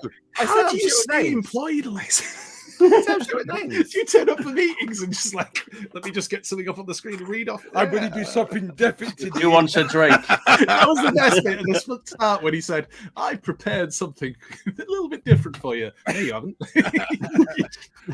Well, you still there. You need to play with your imagination. When I was listening to your stories, I love you, went back Alexis. into child mode and I got into nostalgia. What I used to do was I used to pretend they were other figures. That's why I love you. You have to keep. Thank you. You don't have to start again. You did. We now return to the Transformers. Great. So the discussion for tonight is what we want from the new comics. So the new comics coming out literally any minute now. And we were just thinking, it's a big thing, isn't it? The new comics. So we had Dreamwave, back into there. And then we had, that was Yorkshire. That was not back into there. Back in there. All right, took Pet. And then we had IDW, didn't we, for a bit? For a big bit of IDW. Many years, actually. Many years. And now we've got Crystal Sharks, who have taken over. I don't know if that's the name. I can't remember it. I wish it was. I say Crystal Sharks and no one thinks. Is it Honeybound? Yeah, we'll go for Honeybound. Honeybound is something else. No, it's Crystal something, I think. Skybound. I've got the pictures underneath, Paul, if you want to show. I was going to say, I've got pictures too, just in case. Yeah, so we can use. So basically, as Paul was introducing there in that lovely accent of his, southern accent, you know, and he's still got that sort of kiss type sun bleach sort of face from fans. But yes, basically you got Skybound, which is taking over the Hasbro license of the comic, and it's they've got a new universe, which is the Energon universe, which is going to be shared with the Void comic and G.I. Joe. So it's now a shared sort of universe, and they're set to debut on the 4th of October, 2023, and it's something which is it's going to be different. It's going to be something new, and it looks good. And I've got some panels just to quickly go through, you know, just to show you the artwork looks there. It seems interesting. They've got human characters. Some people are a bit disappointed, but you know, the human characters were there the first time round. So they're sort of back again. It's sort of reimagined. The panels look good. They look exciting. You've got an idea of scale. You've got an idea of size. I'm very excited for this. It seems like it's going in with a sort of a bang as well. I was critical of the last IDW run, which I thought was very slow, and it was a slow build up to universe building. But I think sometimes with comics, you've got to get the kids interested in. You've got to go in there with a bang and get things started and get the ball rolling. And well, with all comics, they've all seem to have different covers coming out as well. So we've got first issues with numerous different covers. But if you buy the comic, you will have the different versions of the first covers, maybe inside the comic, which a lot of comics tend to do. So you don't need to go buy them all if you just like the artwork. Personally, I like this issue here of Optimus Prime. I just love the scale, you know, and I like the sort of size there. You know, it's quite cool. And then you got the other ones, Punching Starscream. That's my favourite, for outstanding favourite. You know, I like the fact that the panels are much bigger chest. I think it must be so hard to draw something like that. The way the hand is coming down, covering the kids, I just think it's outstanding. It's brilliant, and I can see why a lot of people like this one, full of action, lots going on, big explosions. You know, I just prefer this one. I also like the fact you've got the plane in the background. You know, it almost reminds me of the old Transformer annual, where you had the sort of plane in the background. You had Optimus Prime there, and you know, you had Phil and Jazz and Bumblebee, etc. So I just love that. It's a lot of homage there. There's the other ones. I'm not too keen in that, but you will get to see the characters, and I think that was more behind that. You know, people are saying, "Where's Megatron? Where's Megatron?" Are we going to get to see Megatron? But yes.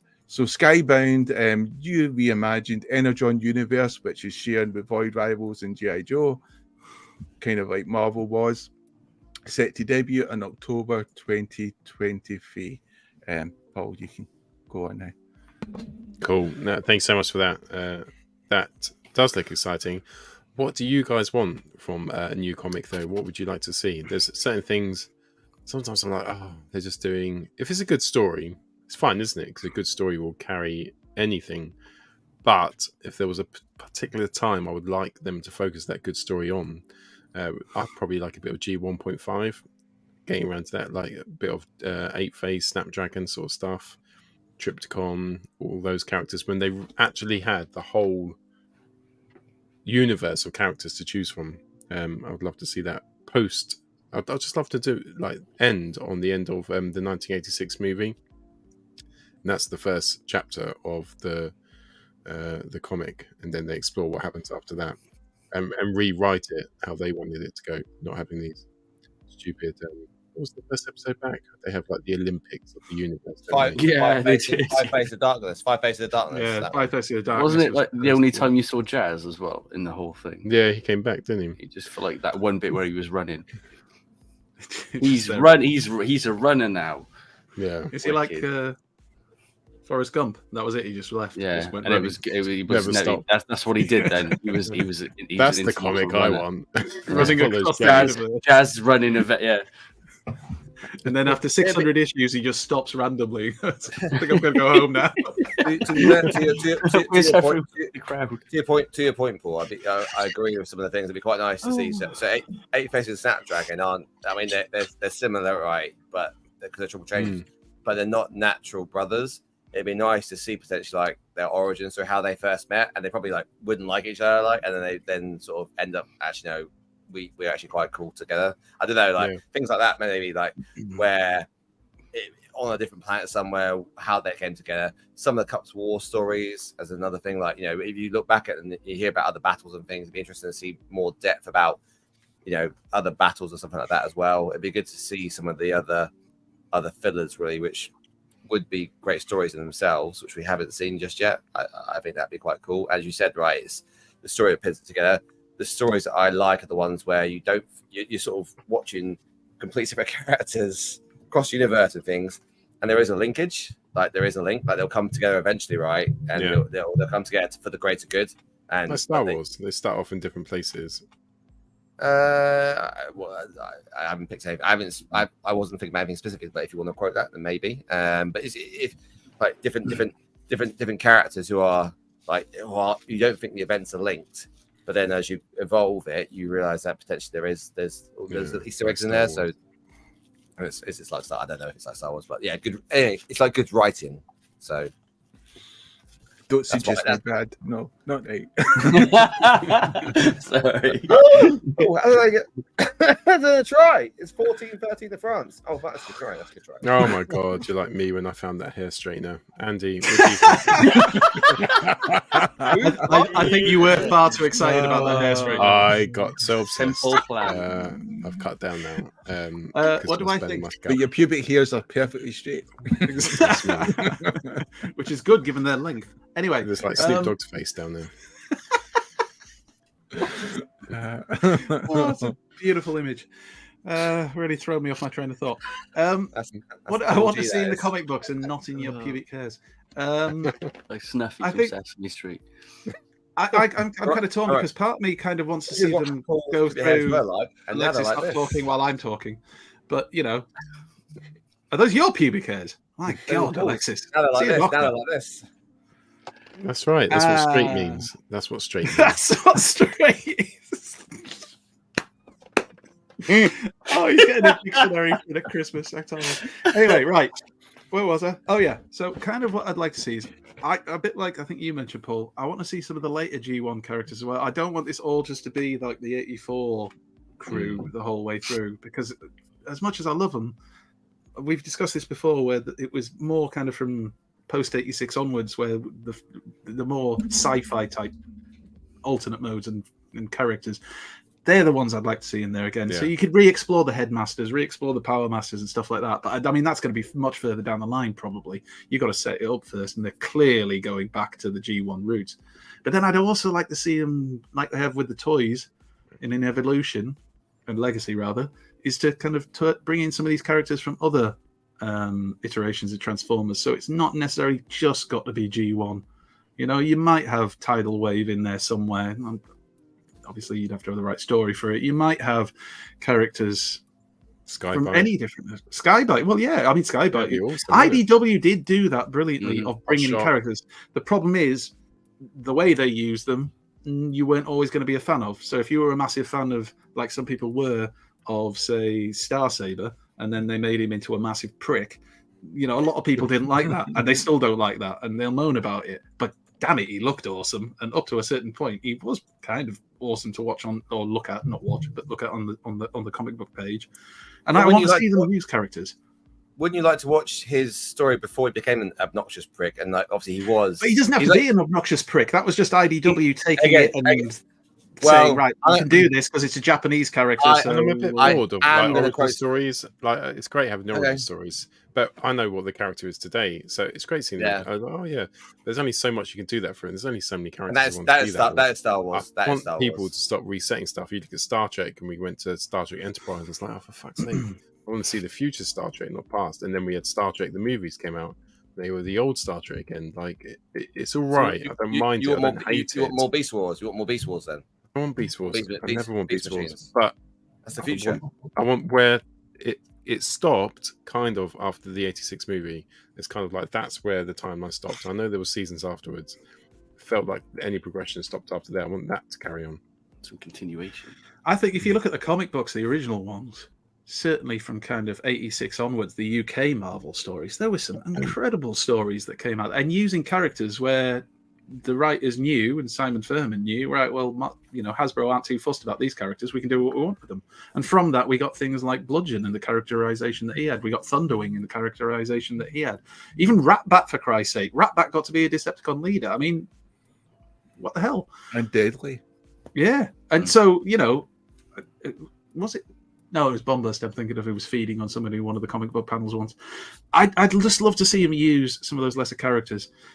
It's just how they use them, because it's all very subjective. I have my favorite characters. If they put Double Dealer in there and he's crap and he's killed very quickly, I'll be pissed off. But other people won't be bothered. In the same kind, if you take Prowl and make him a prick again, like they did in IDW, there'll be the Prowl fans who are all pissed off.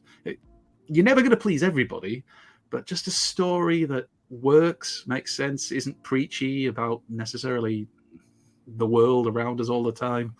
I get enough of that. I just want a good Transformers story. And I don't mind human characters in it as long as the story isn't about the human characters predominantly. The story has to be a Transformers story, and the human characters have to have an actual purpose to them being there and a real role in it, not them taking the lead. Your point there. What might be quite cool, which we have, I know we've seen collaborations against like the Undead Universe. It might be quite nice to see Transformers versus a new flesh being, like you mentioned humans, right? If there was a different species, I want robots. Alien race Vast Blasters. Jamie, Jamie, you two, what do you think? I want Brad to go next because we. I'm gonna go next. Thanks, man. I'm gonna go back to like IDW. I spent most of. I'm gonna reword that. I read most of IDW, got really bored at the end, and just stopped. Yeah. But my favorite, I thought it hit like two peaks. One peak was when we started getting toys in the T30 line. Like Drift and like Chromia, and I thought that was and like Skids as well was a really cool, or like in Springer, like the really cool comic versions of the toys. I don't think there was really many bad toys at that time that were based on the comics, and there was a really nice aesthetic. Like what was the Ultra Magnus as well, the Combiner Wars one. Those were like really cool figures to go with the comics, and the comics had hit like this really cool high point where, you know, we were getting toys of them. I kind of hope for this new comic that it gets to that point again, but I don't know if I'm interested in reading it. Looking at that, what I really liked about IDW was the way it started: infiltration, escalation, and devastation. What I thought the most interesting point of the entire series, because you had like the human characters, like Andy hit on, you had like Hunter, Verity, and who was the other one? Jimmy, and they kind of dispatched them really quickly, and nothing really ever came of that, apart from, I don't know, they did the stuff with Hunter later on, but it wasn't really resolved. They didn't really make a big deal of it. It was just a point of like, let's finish off these characters, and that's where they are now, and that's where it goes. They did a bit with Spike, but I actually like the stuff with the human characters. I like the kind of the way the characters discover the Transformers. I like the way the characters interact with them and then become part of the team and have like further journeys. Simon Furman that wrote those. I don't know if it's Don Figueroa. Oh, there's a good question. He was involved. I can't remember. I'm sure he was involved, yeah. Or was it James Roberts? I can't remember. James Roberts was More Than Meets the Eye, wasn't he? Yeah. So I can't remember who wrote like the Asians, but I know like E.J. Su was the guy who drew them, and controversial. I don't think there's been a better Transformers artist since E.J. Su, because he drew them looking like they could transform, and like it was really good. It really like brought me into comics. That was the first comic I think I'd ever read, the IDW stuff, and it was brilliant. But then it just kind of became this vast, too big thing that crossed universes, and I didn't like that. I like it to stay a bit more focused. I'm kind of hoping they don't go off into all these like side annuals and side series and. I think that's why Hasbro liked it, didn't they? Because the IDW story did split into different story arcs. You had the More Than Meets the Eye one going on at the same time. I think they called it Robots in Disguise. Robots in Disguise, yeah. Optimus Prime before. And they could go off in these different arcs, but you had to buy both sets of the comics to keep up to date with it, because then all of it... I know you did, Jamie. I see you smiling. I was going to say one very quick point for James. Marvel did the same thing, but it was in one comic. You had the front story and the black and white story. Then you towards the end. Well, the black and white story was the UK Marvel story, wasn't it? Eventually, because the front story is usually the US one, correct. And then the UK one in the back they could do what they want with, which is why we got sometimes. No, but to your point, it was two different, completely different stories in the same time. That's what I was going to say. And some were removed from the continuity at a later stage.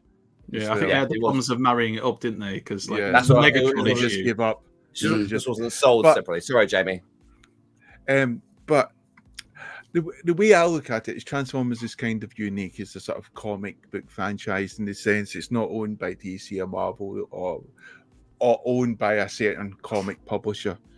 So it's never had a sort of real reboot or like a soft reboot. So when you've got characters like Batman who can have different universes and stuff like that, but they often reset the clock.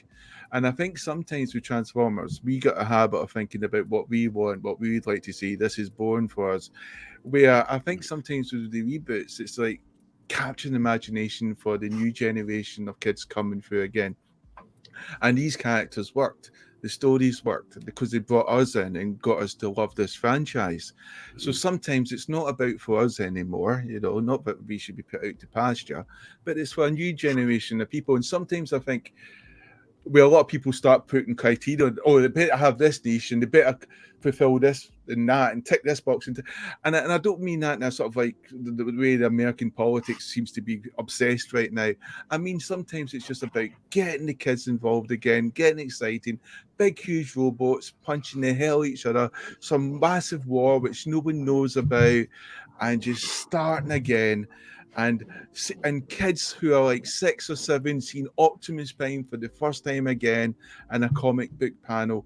Because when I look at the West right now, we're suffering. Our comic book industry is down. Sales are down. Independents are suffering because they're the ones that seem to be taking the brunt of the decline because they're expected to buy the comic books and then they can't sell them. Where it's not because people are less interested in comics, because they're buying the comics from Japan and Korea, Eastern Europe now, who have come in to fill that spot. Those comics which used to be produced from Japan and Eastern Europe, etc., which were seen as niche, are now becoming the sort of mainstream. And I don't know about you, but I know the skill. Manga. Manga's massive now. I don't know about you now, but when I look at the libraries, it's full of manga. When I look at the libraries in schools, it's manga, and it's kids that are requesting that, and they're also requesting manga, which they don't know, which is Korean-based or Taiwan-based, or they're getting Eastern European manga or Russian manga. They're getting that in. So it's about coming back and writing good stories again. And I think that's the important thing. It's not about trying to please people or have this group here and that. These are just robots. And once you're established, once you've got the ball rolling again, then you can start thinking, do you know, this would be a good side story and introduce this type of character or this type of event. And it would feel more organic, because I think that's what you've got to do, because we're losing something. And you've got to be honest, they've got to do something better. They've got to start matching what Japan and all these Are other you countries saying, sorry, just to paraphrase you, because I think a lot of manga is quite creative and keeps you on your toes. Are you saying that Transformers has just become very predictable and we're not? I am definitely not saying it's not predictable. I'm sometimes thinking that they're writing stories for 40-year-olds who want something different, when they should fuck that and write stories again for the kids. Don't treat them like children, because I think the complexity of Transformers was there, the words they used was there, because they didn't really know what they're doing. And I think sometimes that hit on its success. And I think manga is like that as well. It doesn't treat the readers like children. Very grown up age. A lot of raw emotions come out of there, and I think sometimes that's what we have got to do again. And I think sometimes because I don't want to, I think sometimes the writers like to take credit. Oh, I wrote this scene where they did this. Yeah, but you're also the person who's wrote it where the comics have declined, and the people you're working with are declined, even though the artwork is exceptional. And I think I think it's about trying to capture the imagination there. There's so many talented people out there, and it just feels a bit splintered. Like, this is my first edition of Lost Light, issue number 1, and it felt like it was going to go somewhere. It's like it was going to be. Everything's like Star Wars, isn't it? Like, Hot Rod was like Luke Skywalker, and he was going to go off into the galaxy and explore. And it felt like I was like, oh, I'm up for that. A new Hot Rod. It's after everything that we knew has finished. I was excited for Lost Light, and it just kind of died. And I know you're saying like, it's just disappointing that Transformers comics don't really do that well, do they? IDW hang on for a bit. That was probably the most successful. Dreamwave looked, some of the art in the Dreamwave stuff was IDW successful. We keep saying that, and I some think bits it of might IDW win were awards. really successful, definitely.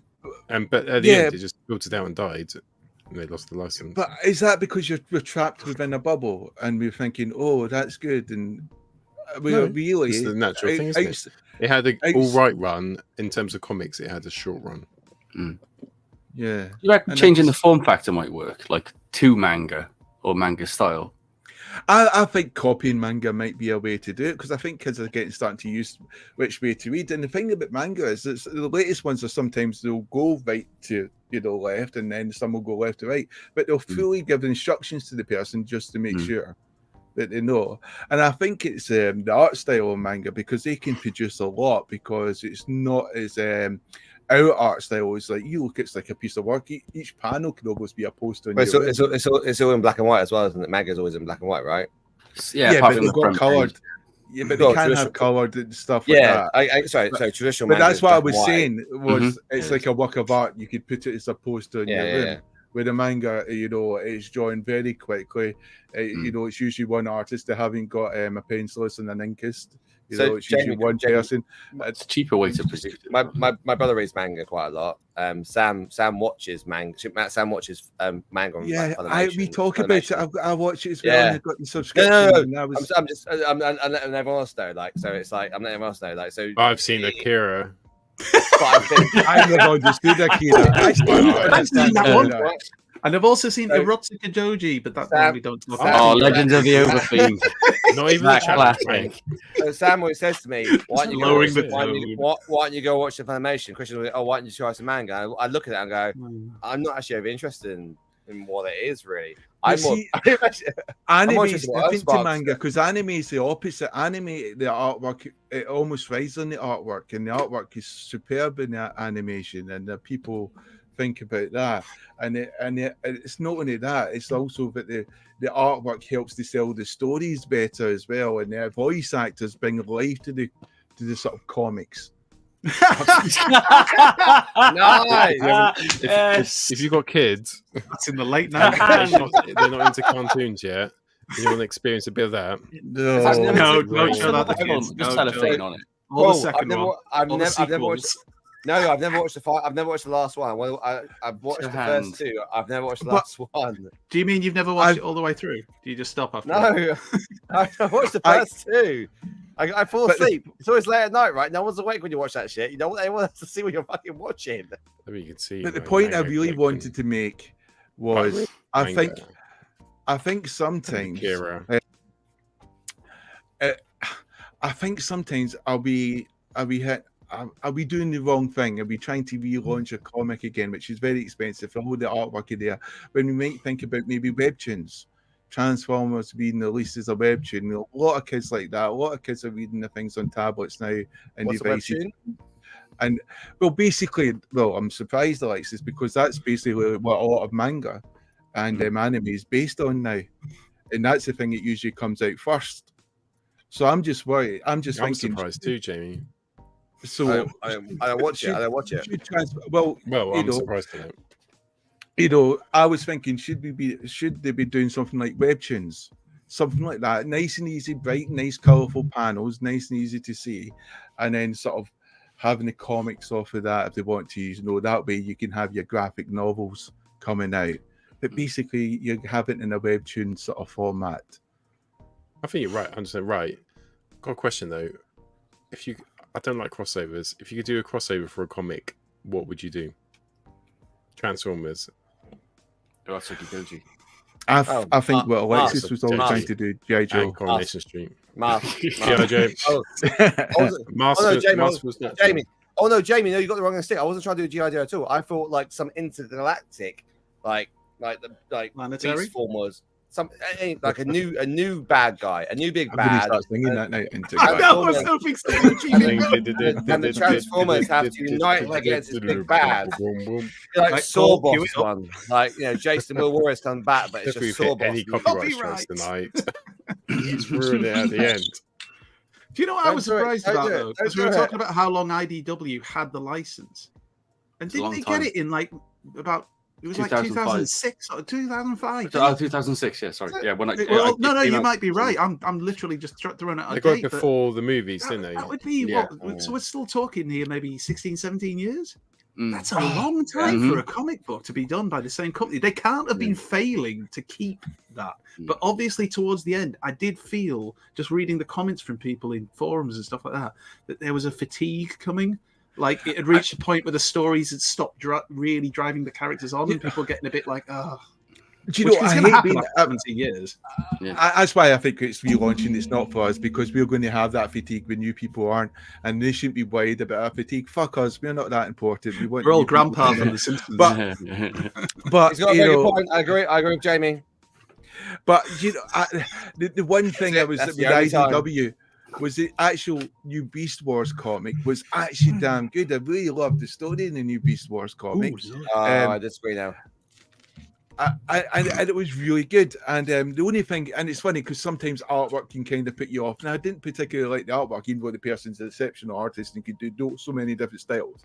It just didn't like the style for that comic. But because the story was so good and the artwork did its job, I really liked that comic. I really liked the Beast Wars comic, and I thought it had an advantage over the relaunch of the Transformers, which I thought was just so slow. Well, there's a great crossover, Jamie. Transformers crossed over with Beast Wars. And if everyone did a movie around it, that'd be quite good. Imagine that if they did a movie. I probably wouldn't do as well as some of the others, but it's good enough. If you actually had some mad Beast Wars figures, because we didn't see that, did we? Before anyone steals that idea, let's write that down. That's ours, Hasbro. But see, that's another problem was that it's not the movie's not done that well. Number-wise, has it? And I don't know if that's also cinema fatigue because of superheroes. These sort of the worst performing, isn't it? Was it? Yeah, by about 50 million, apparently. Cool. Yeah. So, only made part of might decide to chuck it, decide, which I think would be silly because I think they're still making money off the lesser ones. They're still doing well at that. I just don't know, and I think a franchise has to sometimes use what other franchises are doing right now and think about this instead of trying to go. if so, Batman versus Superman, not Star Wars for once. Like obviously, like they were pit against each other, like for different reasons. So Batman didn't like what Superman was about. Superman didn't like what Batman was about. Is there another, if you had a crossover, potential crossover, or another like universe that you felt was who would be naturally against Transformers for whatever, and don't say aggressive Funko. GoBots and watch them all die hideously. Which you see in a Megatron like, Origin, don't you? When their brains get crushed, like Megatron in the. Is there another one? GoBots.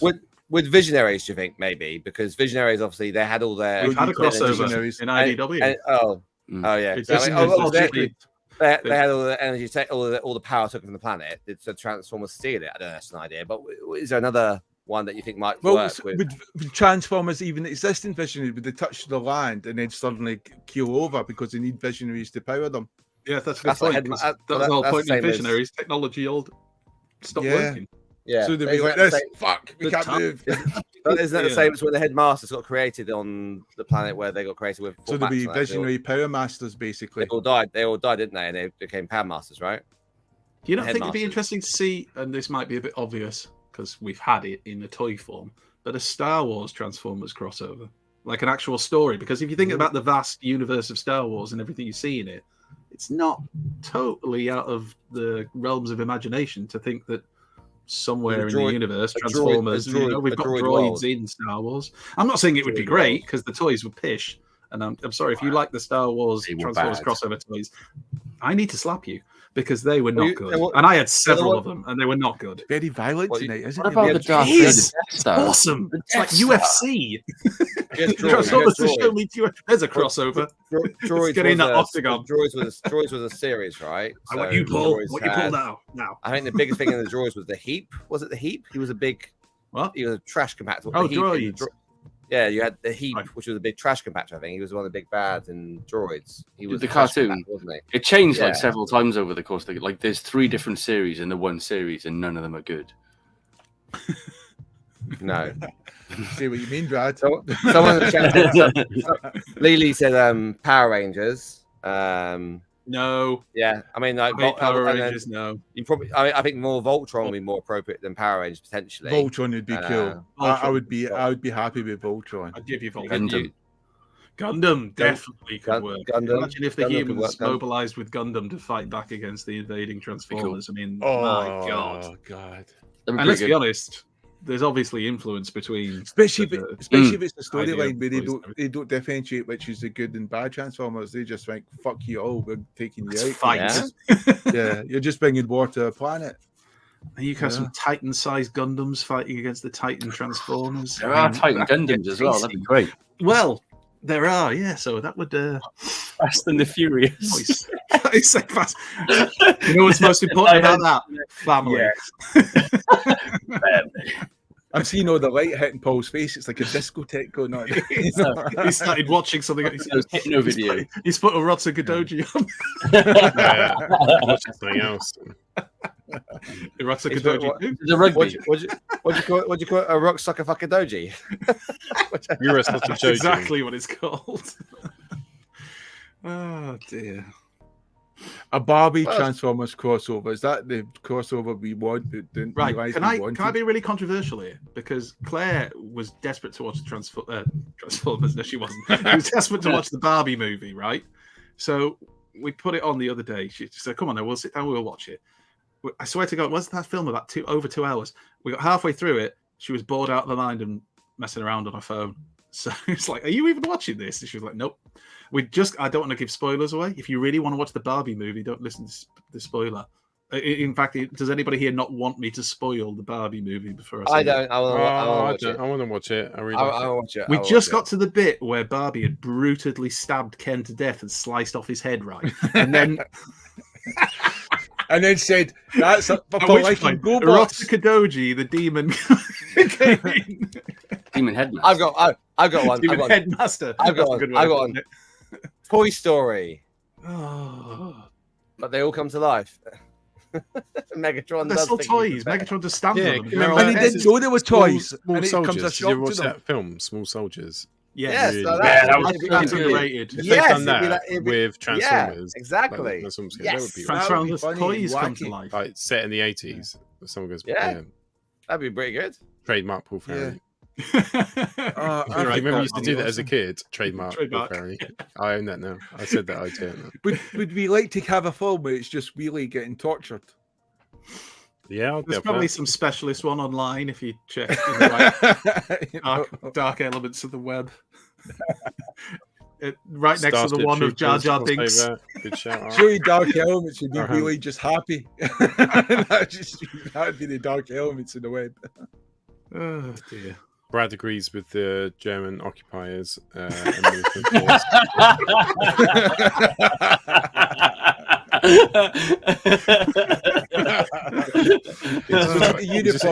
time to throw that out there.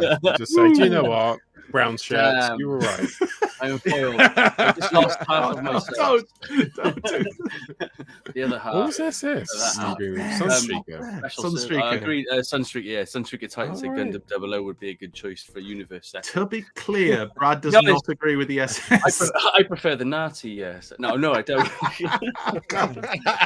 Could lose my job, couldn't it? Oh, Hetty Wayne's Rock Investigates. Rudy coming with the hardcore stuff. Starship Troopers. Oh, Starship Troopers. Insects. That would be quite cool, actually. Insects. Big, huge insects. Oh, insects. Yeah. Fighting. Not incest. Incest would be quite cool, wouldn't it? Quote of the year from Jamie. Andy, let's be honest, right? Depends how fit your sister is. No, it doesn't. It might do where you live, Alexis. I didn't even know you lived in Cornwall.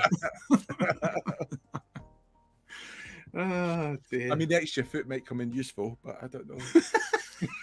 Right, I think we've expanded this conversation to as far as it golden mark.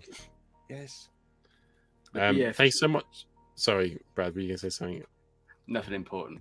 He just wanted to retract his SS comment. I was saying there is 3.5 minutes left in the rugby, and France are winning 22-13. The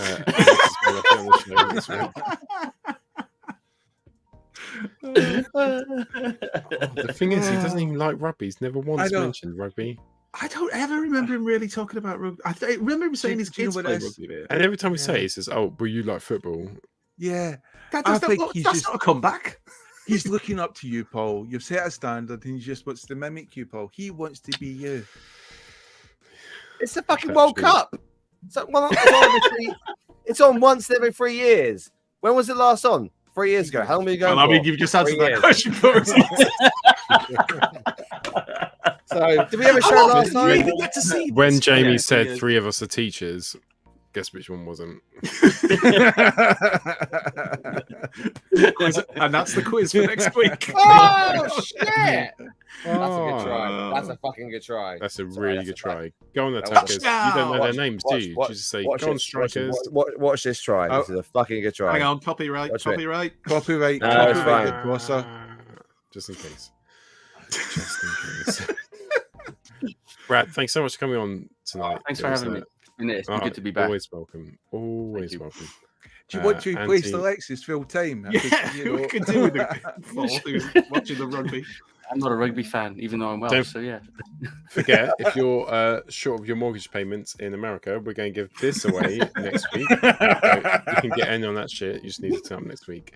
Thanks so much for watching us tonight, and we will see you next week. Bye. Au revoir. Shall I let Alexis back in to say goodbye? Bye. Yeah. Bye. Oh, that's a good try.